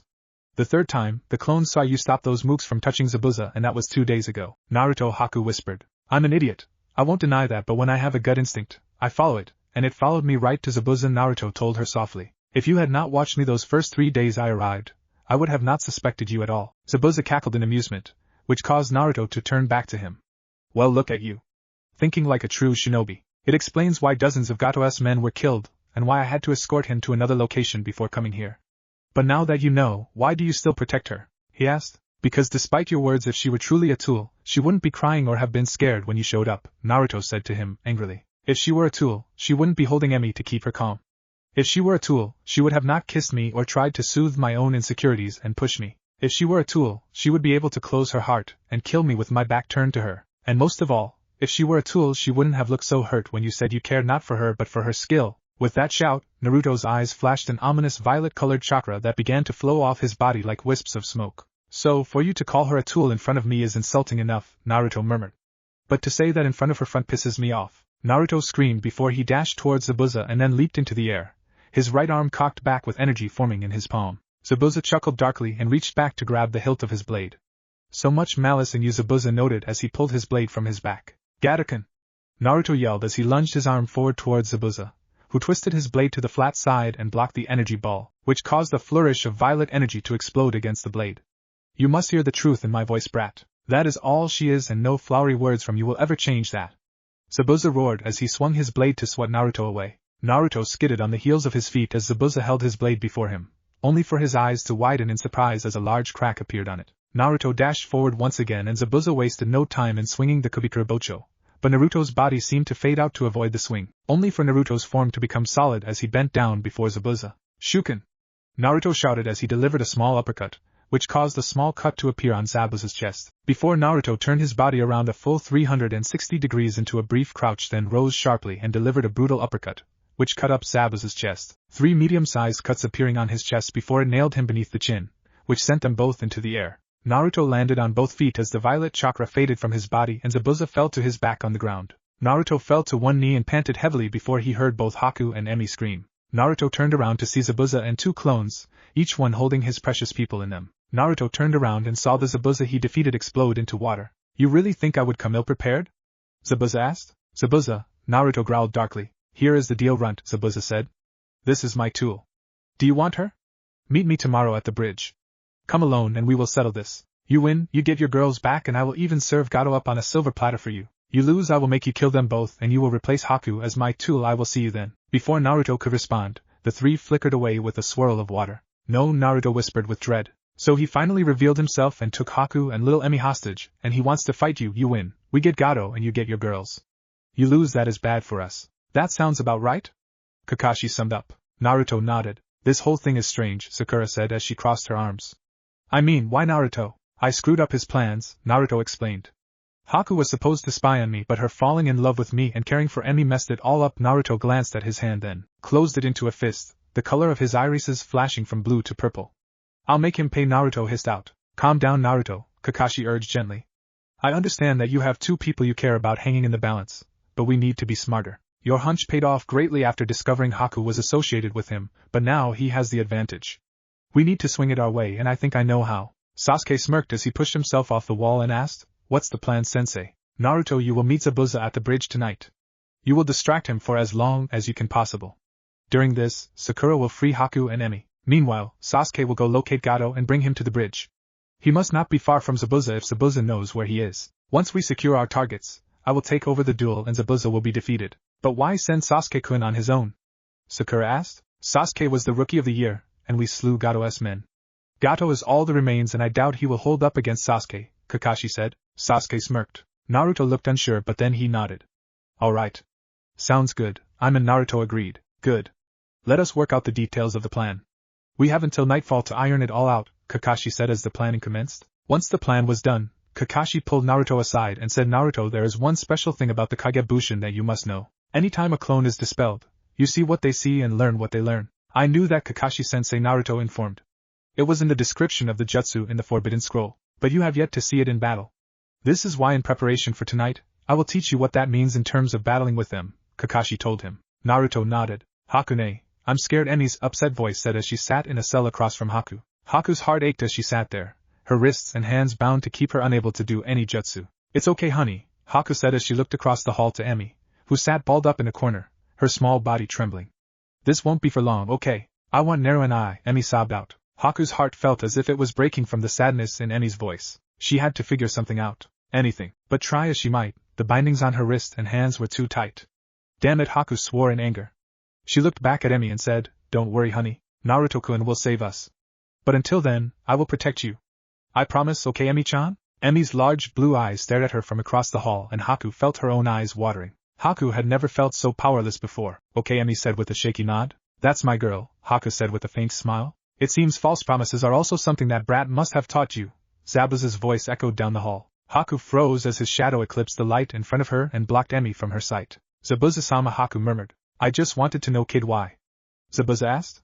I raised you, protected you, molded you to be the perfect shinobi. You had done this before to people far stronger than him. And yet he is the one put that chink in your armor. Why? Haku remained silent for a moment. There are a lot of reasons.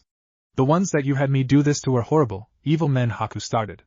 But Naruto, he is not. Haku could not stop the smile from forming on her face as she thought back. Your eyes, they are beautiful up close. I was unaware of this. It was his eyes, Haku said. The first thing I noticed about him was his eyes. They are beautiful like sapphires. And when he would smile or laugh, they would brighten to an almost radiant degree. I realized that each mission is important to the ones that grant it. Even something as simple as walking a dog, while it annoys me, could mean the world to that person, and so because of that, I realized that bringing a smile to the faces of those I help makes it worth it. The second was his outlook on being a shinobi, Haku said. He did not see us as tools or weapons. He sees us shinobi as protectors to those in dire situations like those in Wave. He sees shinobi as people who want to protect and bring smiles to the faces of those they help. I even watched him put them to action. So I know that this is not some trick or ploy. He sees shinobi as people. I'm not foolish to think all shinobi are good. Many shinobi are as evil as you say, and many are shades of gray, but we are people. I never had anyone that loved or cared for me. In the village that I come from, they treat me as if I am nothing but a ghost to them because of their own bullshit fears about something I'm not. Hell, I was so unwanted. Not even the orphanage wanted me. I knew nothing of love or companionship for a long time. His life was hard like mine was, but he never had someone take him in and train him. He was alone his entire life. Unloved, uncared for, unwanted. He knew nothing of compassion, and yet, shit may be bad right now, but trust me, it will get better, and you know why. Because I am making it my personal mission to stop him once and for all. No matter what it takes. But why? Why does it matter to you so much? Gato has made you and your entire village cower in fear of him and those he hired, and I don't take too kindly to bullies like him. Plus, and it might be silly, but I don't like seeing children cry, and yet he showed compassion to a child that lost it all, 2 of them in fact. And he wanted to bring happiness back to a village that Gato robbed them of. Not to be a hero, but to stop children from crying, Haku said. And he would push himself past the breaking point to keep his word. Zabuza's eyes narrowed as she stood up and faced him. I fell for him because, in this world of death and darkness, he is a beacon of light. My beacon of light, and as much as I care for you, Zabuza-sama, my feelings for him eclipses yours. Zabuza chuckled, which caused Haku to immediately become on edge. Well, it seems he has fully indoctrinated you, Haku, Zabuza noted with a hidden smirk. You seem to view this boy as some beacon of light, a paragon through and through, an anomaly of what I have taught you all these years. Zabuza crossed his arms and chuckled again. I was going to originally have him kill you and the brat, and become my apprentice until I would kill him. But now I know exactly what needs to be done, Zabuza told her. Tonight, I'm not just going to defeat him. I am going to make sure I do everything in my power to destroy this image of this Messiah you have imagined him to be. Haku's eyes widened in surprise as Zabuza's smirk deepened. Everyone has a dark side. Even your little Sapphire, and I am going to bring it out. I am going to reveal to you his true side and then crush him beneath my heel so that before I have him murder you and the girl, you will understand deep down everyone is just as ruthless, just as dark, and just as violent as I can be. So make peace with yourself and the silly thoughts of that little Sapphire of yours. Haku looked down as Zabuza walked off, his laugh echoing through the hall. After hours of prepping for the plan, hours of last-minute preparations, Naruto walked alone through the village of Wave, his face emotionless but his eyes raging with the fire of determination. It was time. As Naruto watched, he saw Kakashi jump from roof to roof at a safe distance with Sakura by his side while Sasuke ran in another direction. Naruto could see the bridge coming up, and in the distance, he saw 3 figures standing in the middle of the bridge. Naruto narrowed his eyes and continued his walk until he stopped in the middle of the bridge, where the 3 figures became clearer. All 3 of them were Zabuza. The one in the middle with his arms crossed Naruto assumed to be the real one, while the 2 Zabuza stood stoically behind him. You have arrived, Zabuza noted with a smirk beneath his bandaged mask. As I promised I would, Naruto replied. Zabuza chuckled. You're a man of your word, little Sapphire. While I will be taking everything else away from you tonight, I will give you that at least. Zabuza then stepped aside, to reveal that the pair of Zabuza had their right and left hands in a large orb of water, where Haku and Emi sat. Naru and I. Emi screamed from the orb. Naruto-kun! Haku yelled out. To make sure that there are no interruptions, I have trapped your prizes within my Suiton, Suiro no Jutsu, water release, water prison jutsu, Zabuza told him with a chuckle. Naruto growled. That was going to make Sakura's job so much harder. He could see the fearful expression on Haku and Emi's faces, so he pushed his anger to the side and smiled at them. Haku-chan. Emi-chan. Do not worry, I will have you both out of there in no time. I promise. Tonight, we fight to the death. Well, you will be fighting to kill me. Once I die, they will be freed, but the longer you take the more oxygen begins to be sapped, so you do not have a lot of time, Zabuza told him as he blocked the view of the prison. Zabuza removed his blade and stabbed it into the ground beside him, his eyes gleaming with malice as the red wisps of killing intent flowed from his body. You know what is at stake, boy, do not hesitate to kill because I won't, Zabuza told him. Naruto narrowed his eyes as Zabuza charged toward him and yelled, Time to do this, boy. Naruto dashed forward as he shouted, Bring it on, bitch. With their battle cries shouted, their fists collided. True bout start, Zabuza, pledge of demon from Yakuza 0. Naruto immediately opened his palm against Zabuza's fist and shouted Gattaken. With an explosion of energy, the pair was forcibly split apart, with Zabuza skidding backward on the balls of his feet, while Naruto shouted, Kagebushin no Jutsu. 5 clones appeared beside him as they all skidded backward on their heels.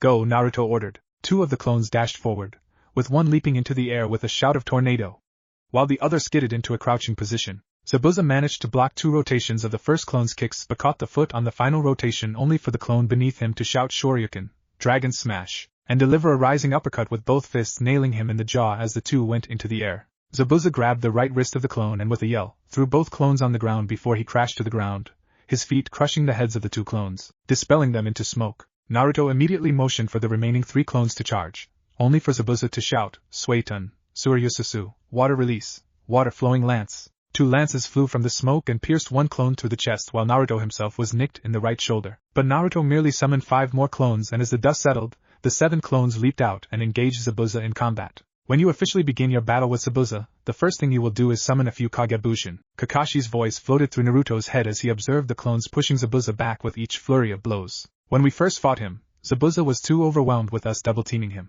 The tempo of our movements kept him off guard, so you will want to overwhelm Zabuza with your clones. Give him no room to breathe. With each clone dispelled, summon double of it. Zabuza punched 2 clones in the face only for 4 more clones to appear, 2 knocking him in the stomach and the other delivering a double roundhouse kick to his face. Zabuza skidded back and began to form seals, but one clone leaped forward and kicked Zabuza's left hand while another clone grabbed his right hand. Zabuza backhanded the clone that kicked his left hand, then brought his right hand up and headbutted that clone, dispersing them both into smoke, only to feel 2 feet collide with his face, which sent him skidding backward into 3 more clones, each of them cupping their hands to their sides. Hadouken! The 3 shouted as they lunged their hands forward, which caused 3 medium-sized orbs of energy to collide against his back, which sent him forward as a clone shouted Tornado. and delivered 3 brutal rotating kicks to Zabuza's face, which sent him to the ground. Zabuza flipped to his feet and caught the fist of 2 clones with each hand before he kicked one in the stomach, then pulled the other one close to land an elbow on that clone in the face. He then twisted his body and clotheslined a clone, who tried to land a flying dragon kick and slammed him to the ground. Every shinobi has a blind spot, Kakashi's voice instructed as Naruto received memories of each fallen clone in his mind. Try to position your clones around him to find it. At some point, Zabuza is going to realize what you are doing and trying to overwhelm him, so he will get smarter, but if you keep the right number of clones and know that blind spot, it should keep him on his toes enough for you to keep the edge. Enough of this. Suetun, Hogosha no Yubiwa, water release, Ring of Guardians!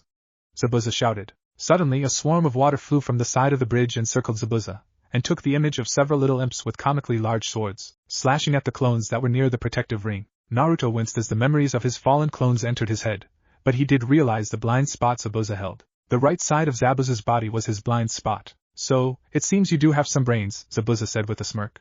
Unfortunately, this is where your good luck ends. Another thing I've learned is that shinobi, especially strong ones, are prone to letting their anger rule over them. Be sure to lean into that. The angrier they get, the sloppier they become. Zabuza seems like he is this. Anger him enough and he will be blinded by it, Kakashi's voice instructed. Naruto summoned 8 clones as he replied, blah blah blah, can we get on with it? I have people to save. Zabuza growled and dashed forward. Naruto smirked and ran towards Zabuza as the 4 clones behind him cupped their hands at their sides while the other 4 clones leaped over Zabuza and Naruto and spun around, in the air with their hands cupped at their sides. Just as Naruto met with Zabuza, the 8 clones shouted Hadouken, and fired small-sized energy balls, with the 4 behind Naruto sailing past him and colliding with the ring while the 4 in the back also collided with the ring, causing it to disperse in a pool of water just as Naruto ducked a right jab, stepped to the right, twisted his body, and delivered a brutal sidekick to Zabuza's right side. Too slow!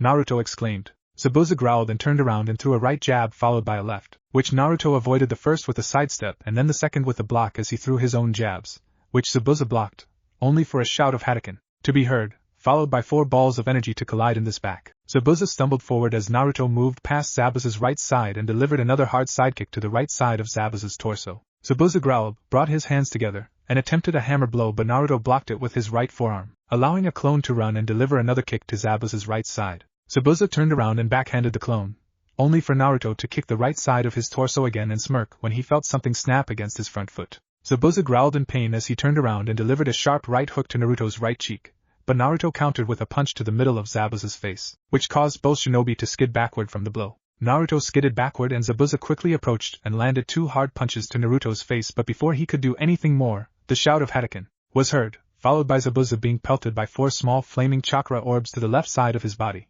As Zabuza staggered to the side, Naruto leaped into the air and shouted Shunpukyaku, twirling gale kick. With a burst of chakra, Naruto landed a roundhouse kick to Zabuza's face, spun a full 360 degrees, and landed another kick to his face, which knocked Zabuza to the front in the direction of his sword. Naruto rotated once again and delivered a kick to Zabuza's upper chest as Naruto's body began to lower closer to the ground. Naruto then landed on his right foot, and with the last turn of his body, he landed the final hard kick to Zabuza's stomach, which caused Zabuza to skid towards the back row of his clones. Zabuza used the momentum of Naruto's previous attack to leap in the air, twist his body around, and deliver a wild roundhouse kick to disperse the 4 clones before he grabbed the hilt of his blade and launched it toward Naruto. Naruto leaped in the air to avoid the blade, but the clones behind him were too slow and were dispersed by the blade. Zabuza then turned around and flickered to his blade and grabbed its hilt as Naruto fell to the ground, his hands cupped at his sides. Just as Zabuza appeared behind Naruto with his blade raised in the air, Naruto turned around and shouted, Hadouken! This caused a large fireball filled with chakra to collide with Zabuza's chest,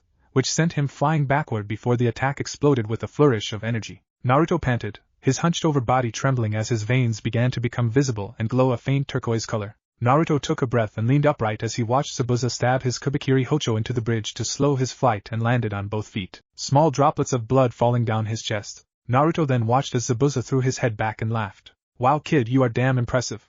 I needed to use my dear blade on you. Zabuza barked as he held his blade out to Naruto. You have my respect, he shouted. Naruto felt a cold edge fill his gut at those words before Zabuza suddenly flickered away. Naruto's eyes widened as he felt an intense feeling of malice behind him. Unfortunately, little Sapphire, that means I won't be going easy on you any longer, Zabuza said from behind him. Naruto quickly jumped to the left to avoid the downward swing of Zabuza's blade to cleave him in half. Naruto landed on the heels of his feet, but Zabuza appeared before him with his blade in mid-swing.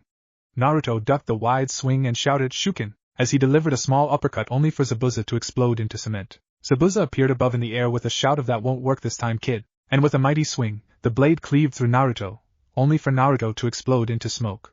"Kagebushin?" Zabuza said in alarm before he turned around and swung his blade upward to destroy another clone. Zabuza twirled his blade as he spun behind and cleaved through 3 more clones before he turned around and caught Naruto's fist and booted him hard in the chest, which sent Naruto skidding back on his heels. Naruto's back hit the side of the bridge, but Naruto used the momentum to roll off the edge and hang onto the railing to avoid the downward slash of Zabuza's blade, which cleaved through the side of the bridge, the edge barely touching Naruto's head. After a few seconds, Naruto flipped over the edge with a shout of "Tornado," and delivered a hard kick to Zabuza's face, twisted his body, and aimed another kick to the Nukenin's face, but Zabuza caught the foot and swung him to the opposite side the bridge, only for Naruto to explode in smoke again. Zabuza narrowed his eyes and shouted, "You can keep running, but remember, time is running out for them." Suddenly, Naruto sprang forth over the railing behind Zabuza and slammed his knee into the back of Zabuza's head. As Zabuza leaned forward, Naruto rolled over the back of Zabuza's shoulder and neck and placed his hand on top of Zabuza's head, then shouted "Gataken." A flourish of energy collided with Zabuza's head, which propelled Naruto into the air as Zabuza flew against the edge of the bridge.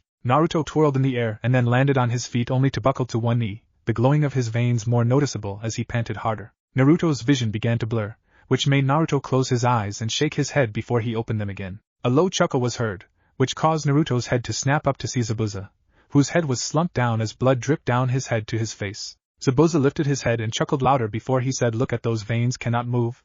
Trouble breathing? Is your vision blurry? Looks like someone is suffering from chakra exhaustion." Naruto's eyes widened. "First time, huh? It always hits harder the first time around. It seems all those fancy moves, those Kagebushin, and those chakra fireballs have worn you down," Zabuza said as he stood up tall while Naruto panted, struggling to move his limbs, but they felt as heavy as lead. "This is where I want you, battered and weak," Zabuza chuckled.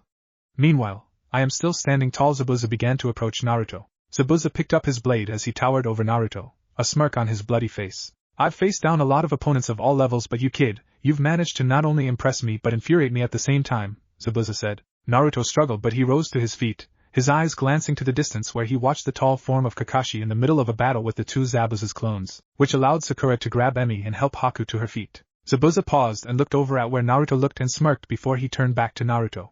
"You think I did not know?" Zabuza asked. "You really think I was dumb enough to think you would come here alone? You should have been smarter than that." Zabuza swung his blade, and with all the energy Naruto had left, he dashed backward to avoid it, but the blade managed to hit its mark, causing a massive spray of blood to fly from Naruto's chest as the blade sliced from left shoulder to right hip. Naruto landed on his feet and grasped at his chest. It was a glancing wound, but it was deep enough to cause blood to spill from it. Naruto was suddenly rocked by a right hook, which caused him to skid back against the edge of the bridge. Zabuza reached down, pulled Naruto up by his GI, and launched him to the right, which caused him to glide against the bridge before he slowed to a stop. "I knew they were hiding on the edge of the bridge the moment you showed up. I'm surprised they waited so long," Zabuza said with a chuckle. "I know your friend is also looking for Gato. Fortunately, I left him where he would be easily spotted." "Which is the end of the bridge past Haku, bound and gagged. You see, kid, I worked for Gato for the money, and once I killed you and your team, he was going to die next. I would be a hypocrite to work for him when I did not want to work for my own Kage, who was just like him." Zabuza picked up Naruto by the back of his GI and threw him again, ripping the top of his GI off to only show the skin-tight black shirt beneath it. "It could have all been so simple," Zabuza said as Naruto got up on all fours to try and stand. "But you, kid, you caught my eye when you interfered with my fight with Kakashi and gave him the edge to defeat me, and then caught my ire when you stole my tool from me." Zabuza delivered a hard kick to Naruto's stomach, which caused him to skid against the ground, blood leaving his lips. "I told you before, Gaki, we were molded to be liars, thieves, and killers. There is nothing honorable about us. There is nothing human about us, and Haku went along with it for years until you showed up. You have twisted Haku's mind into believing that there is nobility in being a shinobi, that there is honor, decency, and caring in this dark dealing with death. You have fed her all of that bullshit, and that is why I challenged you." Naruto rose to his feet shakily, only for Zabuza to immediately force him back down with a vicious kick to his face. "And despite your admittedly impressive skills, in the end, you now understand that this is the difference between a genin and a jonin. A genin must surpass their limits to put a dent in us, while all a jonin must do is hold back enough to not kill on the first blow, and no matter how skilled you are still a mere genin." Zabuza hissed out, and Naruto rose to one knee, only for Zabuza's left foot to collide with his face, which sent Naruto skidding back on his ass until he slowed to a stop. Naruto slowly rose to his feet on shaky legs, only for his legs to give out and fall to his knees, his head slumped down. Zabuza said as he summoned 2 more water clones, who nodded and ran towards where Kakashi was battling the other 2, his stride slow and deliberate as he walked towards Naruto. I said that if you were to lose, you would work for me and I would force you to kill Haku and that brat, but now I think I will prove to Haku that a soft-heartedness is not fit to live in this line of work. Zabuza finally stopped in front of Naruto, whose breathing had slowed, and the turquoise glow of his veins turned into a deep purple. So here is the new deal: I will kill you and I will bring your mangled corpse to her. Then when Haku breaks and becomes the tool I desire once again, I will order her to kill that girl to cement her loyalty to me. Zabuza lifted his blade into the air. Just remember, Haku's permanent submission and the death of that girl is all on you. Zabuza swung his blade down to Naruto. You need to hurry, Haku implored as Sakura worked on the bindings of her hands. I'm going as fast as I can. Man, he really made sure to make your bindings as hard as possible to get out of, Sakura noted as the sounds of Kakashi battling the four Zabuza clones raged on in the background. Sakura finally cut through the final rope with a shout of Yada. I did it! As the rope fell from Haku's hands, as Emi immediately jumped into Haku's awaiting arms, the sounds of combat also ended as 4 splashes of water were heard, which caused Sakura to look and see Kakashi, who slipped his kunai back into its pouch. Sensei! Sasuke's voice shouted. Sakura, Haku, and Kakashi turned around to see Sasuke and a Kage Bushin of Kakashi, with a bound Gato on his shoulder, running up to them from behind. Found Gato. He was on the other side of the bridge, Sasuke explained as the shadow clone nodded and exploded, which made Kakashi shake his head in a brief amount of pain. Good, we're all here and okay, let's get to Kakashi was interrupted as a pulse of malice filled the air. That feeling it can't be, Kakashi whispered as turned around while Sakura, Sasuke, and Haku gasped. Near the other end of the bridge, there were several thick tendrils of purple chakra that swirled into a tower, where the shape of a fox's head appeared. We need to go now, Kakashi yelled, only to stop when he saw Haku's speed past him. Zabuza's eyes widened in surprise as thick tendrils of purple chakra began to rise from Naruto's body. His blade caught in the grasp of the kneeling boy. Naruto slowly lifted his head to reveal thicker whisker marks and glowing fox-like purple irises. But the changes were not only his face.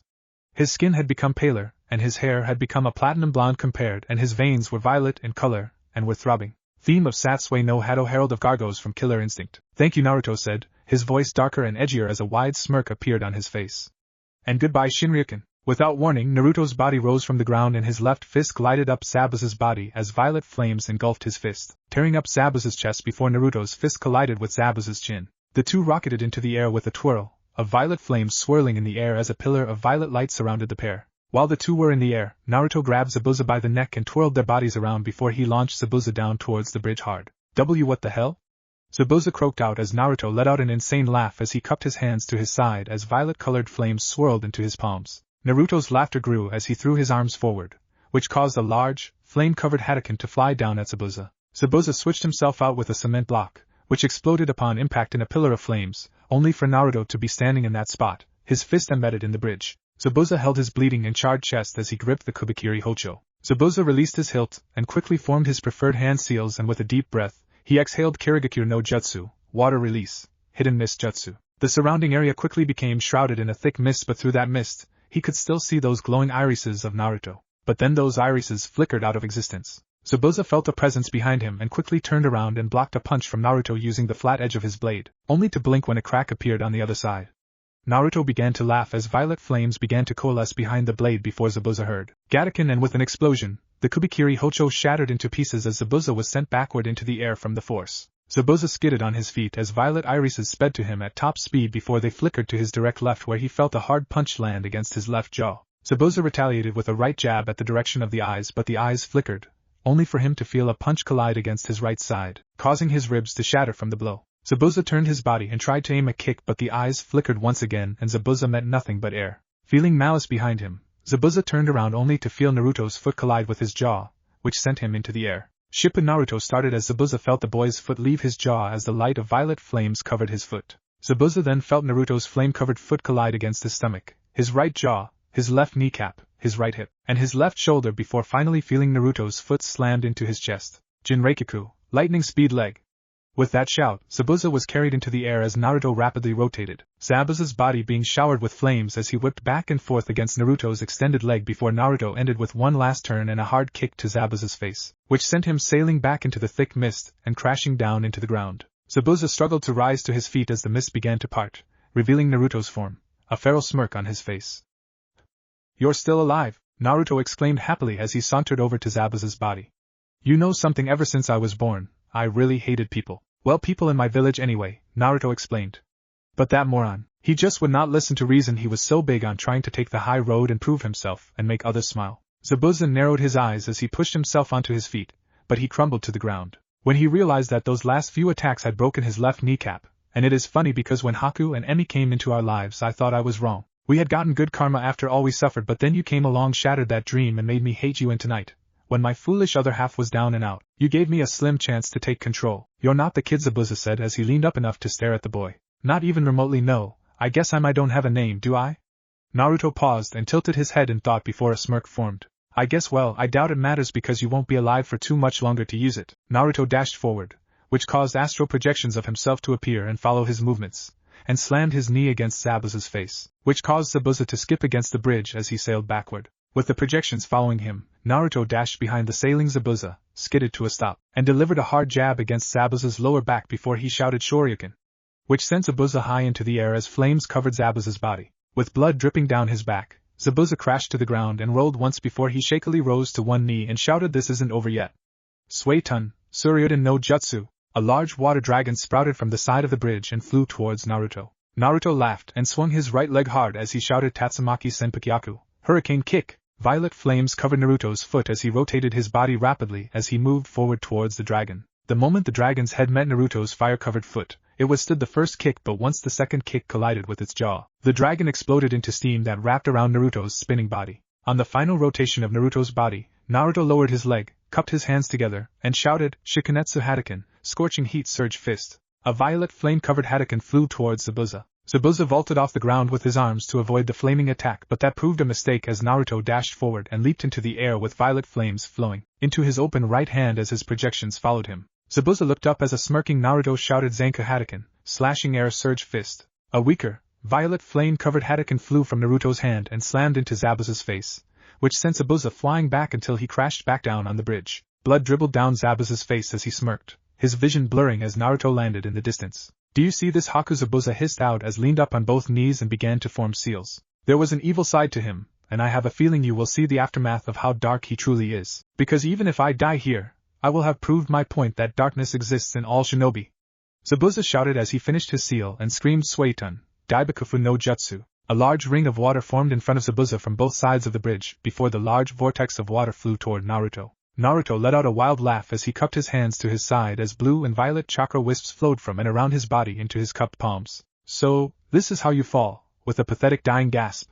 Masatsugo Hado, annihilating great surge. With that scream, a large Hadouken with a large wave of energy attached to the front of it exploded from Naruto's palm, its form flashing from violet to blue as it met the vortex head-on. The two attacks seemed to clash for a moment before the vortex exploded and evaporated and charged towards Zabuza. Zabuza watched as the attack headed towards him, the concrete from the bridge beneath it becoming charred and broken from the sheer pressure of the attack. Zabuza smirked before he shut his eyes, awaiting his fate. Hayatan Makio Hyosho. Ice Style. Demonic Ice Crystal Mirror. A large dome of ice mirrors appeared and surrounded Zabuza before the voice shouted Hayatan, Makio Hyosho Kyutai, Ice Style. Demonic Ice Crystal Mirror Sphere. The mirrors quickly enclosed around him to form a perfect dome just as Naruto's attack slammed into it. Naruto's eyes widened as the smoke cleared from the attack, revealing a gaping hole within the ice dome, but Zabuza was still alive. What? Naruto breathed out as the smoke continued to clear, and in front of Zabuza was Haku. Naruto lowered his cupped hands slowly, his irises shaking in both confusion and rage as it took in the sight of her. Damn you, Naruto hissed out before he winced and held the side of his head in pain. Why did you show up now? Bout end. Haku looked back at Zabuza and said, Stay. Do not make me regret saving you. Zabuza chuckled lowly and said, I knew you would. You always did. In the end he looked at Naruto and said, Do you see it? I have proved it. All of his flowery words were bullshit. Every shinobi has a dark side and I brought his out, and it is strong. Zabuza chuckled darkly and said, And all it took was threatening you to stay as my tool. Haku ignored Zabuza. She walked away from the dome and through the cracked and burnt cement until she stood across from Naruto, who glared at her with hostility. You moron, Naruto hissed out. Why did you wait until now? When I was so close to killing him? Haku did not answer. She instead took in his image. Despite the similar structure of his face and his height, this Naruto looked like the total opposite of her sun-kissed blonde. She had driven him to this because she was too weak to stop Zabuza from taking her and Emi. All because she was too weak to stand up to Zabuza when she realized that her heart and then swayed to Naruto. I did this to you, Haku whispered as tears began to fall from her eyes. She watched as Naruto stiffened, his eyes flashing blue before he gritted his teeth and yelled, Stop it! I am in control here now. Not him. If you keep it up, I will kill you and everything you love. Haku took a step toward Naruto, which caused him to take a step back. I'm warning you, Naruto growled out, but Haku did not care. she sprinted towards Naruto, who raised his fist to punch her, only for her arms to embrace him. She felt him stiffen against her, as she held him tight against her. It's my fault you did all of this, you fell this far because of me, because I was too weak to keep Emi safe. Too weak to stand up to Zabuza when you needed me to be, Haku whispered. This is not fair, Naruto whispered as Haku felt him tremble against her as she continued to hold him. But I won't be weak. Not anymore. I love you, Uzumaki Naruto, and I want to be in your life. I want to be a family with Emi-chan. Just please. Please be the Naruto that I fell in love with. Be the Naruto that wants to make people smile, not this person filled with violence and anger. Please come back. Damn you, Naruto whispered in her ear, albeit weakly. Haku opened her eyes as the violet wisps of chakra began to fade away from his body. And damn this soft heart of his. Haku pulled away to look at his eyes and saw that they were slowly changing from violet to the sapphire blue she had fallen in love with. I was so close, Naruto whispered as his skin returned to the tan color it was, along with his blonde hair returning. His body then went limp in her arms. It's okay, I have you, Haku whispered softly as she knelt on the ground. Everything will be okay, just rest. Naruto opened his eyes slowly and found himself staring at a familiar star-filled sky. Naruto leaned off the ground, looked at his surroundings, and muttered, this place again. You're finally awake, a familiar voice from behind him. Naruto turned around to see his dark echo, who sat on his knees as ethereal chains bound him to the glowing water below him. Did I do that? Naruto asked with a distant tone. I don't know how you did it, but yeah, you did, his echo said with an exhausted tone. How long? Naruto asked. 2 days, his clone answered. Naruto turned his body to face his echo with great difficulty and said, you look as exhausted as I feel. Because we are, his replica replied with a wry grin. It was our body's first time using the Satsui no Heido. Having all the power that comes with embracing the Satsui no Heido being forcefully returned inside us was not a good idea. Naruto looked confused, which caused his replica to groan in annoyance. Such an idiot. Think of the Satsui no Heido like it is poison. If you ingest enough of this poison, it damages you. In forcing the Satsui no Heido back inside, you poisoned yourself. Neat. Explains why I'm so exhausted, Naruto groaned. You won't be able to do it again, his echo told him with a weak glare. I was so close. So close to being free. So close to getting revenge. So close to killing Zabuza. But that idiotic girl interfered. I know, Naruto told him softly. You may have been able to stop me this time, but eventually, you will slip up, and I will be free again. And when that happens, you will never break out of it. I will have the vengeance that you keep denying yourself to have against Konoha. And I will reveal in it, his clone warned. Consider that my warning to you, as the last act of my goodwill today. Thank you for that, Naruto told him with a faint but determined smile. I will do everything I can to keep you at bay until I can figure out how to stop you for good. I will not allow your darkness to overwhelm me again. That's my solemn vow to you, his echo laughed faintly. Very well, he replied.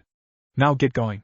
You have a family to get back to. Naruto nodded and shut his eyes as the area began to brighten around him. It had been a full 48 hours since Naruto defeated Zabuza, and the village of Wave was ecstatic. Gato had been tried and found guilty for all the wrongdoings he had done to not only the villagers in Wave but to everyone he had wronged. After the man relinquished all the money and deeds he had taken from everyone, Gato was executed by having his arms cut off as he hung from a cross in the village square, much like the beloved Kaiza. Zabuza currently lay in the hospital, ironically enough with Tsunami, who worked as a nurse, tending to his wounds there. As for Wave's hero, Uzumaki Naruto had remained unconscious since the battle with Momochi Zabuza while Haku tended to him. At first, Naruto's team refused to let Haku see them due to her affiliation with Zabuza, but they quickly folded when Emi turned her deadly teary eyes at them. But the caveat was that someone from his team had to watch over here. After the battle, Sasuke was her overseer.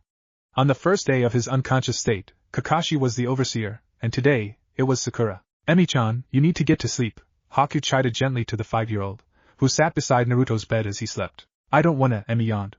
But I don't want to miss Naruto when he finally wakes up. I know you don't, sweetie, Haku replied, her hand brushing Emi's hair tenderly. But Naruto-kun will be sad if you are sleepy when he's awake. You know how much he loves to play with you. Emi looked conflicted, which made Haku smile. Tell you what. If you go to sleep, I will wake you the minute Naruto-kun wakes up. No matter what time it is, Haku told her with an earnest expression. Really? Emi asked. On my honor, Haku said as she placed a hand on her heart. Emi yawned again. Okay, Emi finally said. But can I sleep beside Naruto Hakune? I think Naruto-kun would like that very much, Haku told her. Emi gave her the brightest smile before the little girl hugged her. Thank you, Hakune, Emi whispered before the small girl kissed her cheek. You're welcome, Emi, Haku whispered as she hugged the smaller girl back, struggling not to cry at the number of emotions she felt for this tiny girl. She released Emi, who carefully crawled over onto the bed and snuggled beside the right side of Naruto's body. Good night, Naruto. I hope you wake up so we can play again, Emi told the unconscious blonde before she pecked his cheek and closed her eyes. And after 10 minutes, she was out like a light. Haku leaned over and pressed a kiss to the side of Emi's head and whispered, sweet dreams, before she pulled away to watch them with a soft expression on her face. Haku had made this comparison before, but staring at Emi sleeping beside Naruto made Haku think of a daughter napping with her father, making her chest fill up with adoration. She wondered if this was how her father felt about her and her mother before discovering their secret Kekkei Genkai. Emi is attached to Naruto, Sakura noted. She was the moment they met, Haku replied. It's hard not to be, truthfully. How did you guys meet her? Sakura asked. Naruto-kun and I were going to have a picnic, and we happened to come across her. She was dirty and looked malnourished. Emi reminded me of myself when Zabuza found me, orphaned and alone.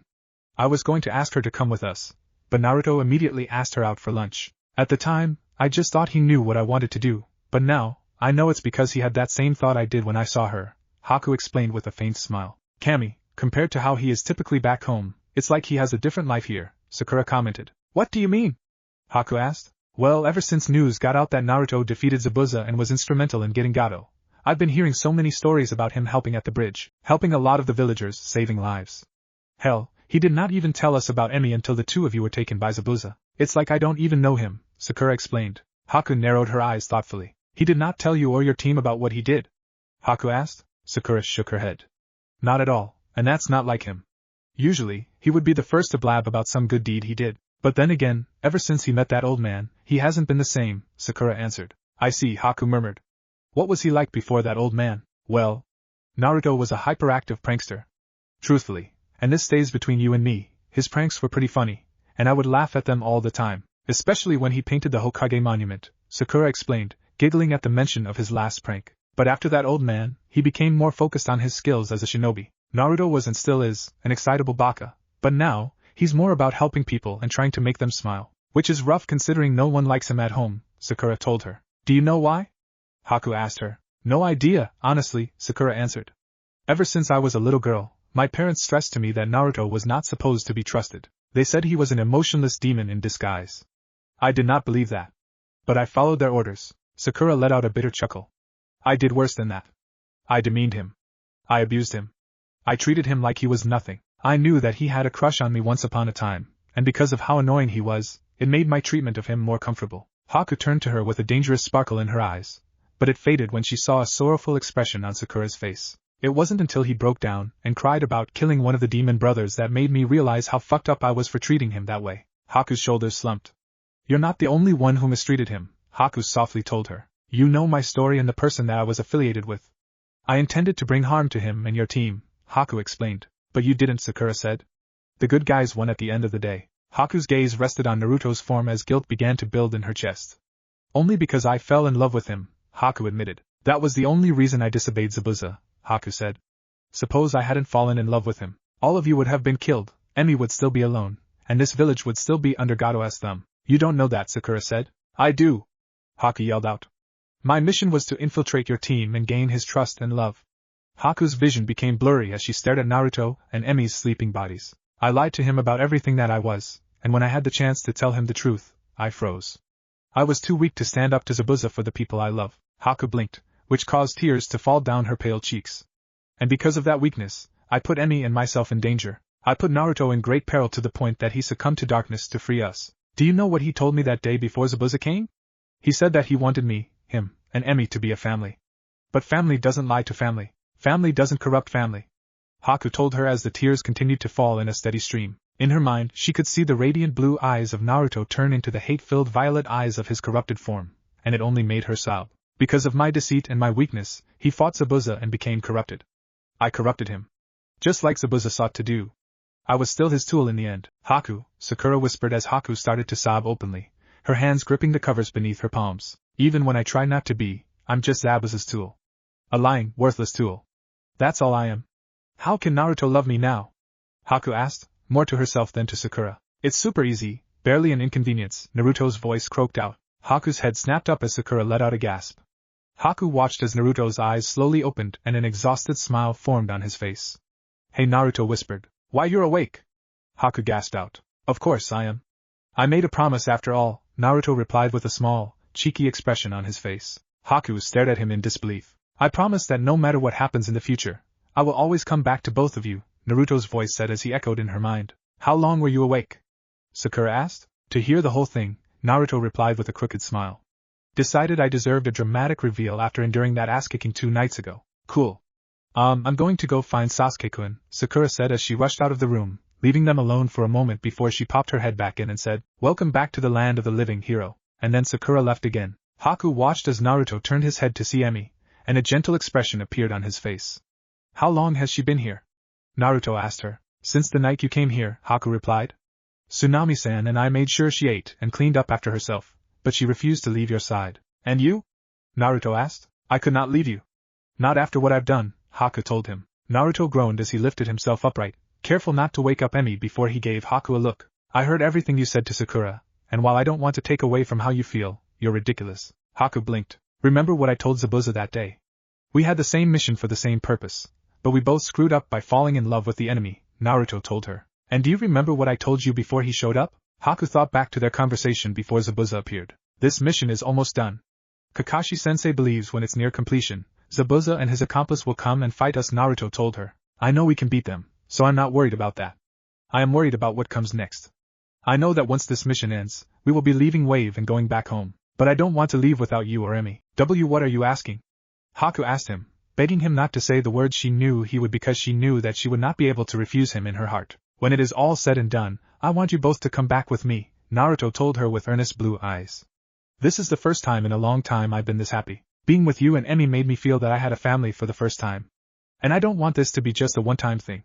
I want this to be every day." Haku's eyes widened. "Seems you caught on," Naruto told her gently. "I knew that you worked with Zabuza, and by that point, I knew of my feelings. After our kiss, I swore to myself by hook or by crook that you would survive so that I could have that family with you and Emi." Fresh tears fell from Haku's face, but Naruto leaned forward and wiped them away. "And while I hate that I was unable to defeat Zabuza without that darkness overwhelming me, I made a promise that if you decided to come with me, I would return to you and Emi no matter what the cost." "Naruto," Haku whispered as his hand rested on her cheek. She placed her hand on top of his warmth filling her soul. "I know that you feel like you're this terrible person for initially deceiving me," Naruto continued. "And I understand because I felt the same way about deceiving you. And not only that, but I also felt this way after taking the lives of 4 people during this mission." Haku watched as Naruto pulled his hand from beneath her own and stared at them both, a brief haunted expression forming on his face. "Meizu, I killed to defend myself and my team, and to protect that woman, I killed those 3 men without a second thought. I was even willing to kill Zabuza to save you and Emi." Naruto closed his hands and then looked back at Haku. "It is like Zabuza said, we are shinobi, and to be a shinobi, we're trained to infiltrate, steal, fight, and murder our enemies. But we also use those same skills to protect, serve, and rescue those who are helpless." Naruto then looked back at her and continued with, "But unlike Zabuza, who probably used those skills in a self-serving manner and for those with wicked intent, you used your skills to serve Zabuza due to wanting to repay him for taking care of you. In my eyes, it shows that you are loyal. The way you were gathering herbs for Zabuza, the way you did not hesitate to care for Emi, even when I was out of the picture, and the way you felt guilty about hurting her and the people in this village tells me that you have compassion and empathy for them." Naruto took her hands into his own. "Zabuza may have taught and raised you with his twisted philosophy in mind, but your loyalty, empathy, and compassion are all your own. If you were indeed Zabuza's tool, you would not be able to comprehend those things, let alone feel them. You would be just a mindless drone, and that's not you. You are a human being. The very same human being I love and that I still want to have a family with," Naruto finished with a gentle smile. Haku was speechless. "So, does that answer your question from earlier or do I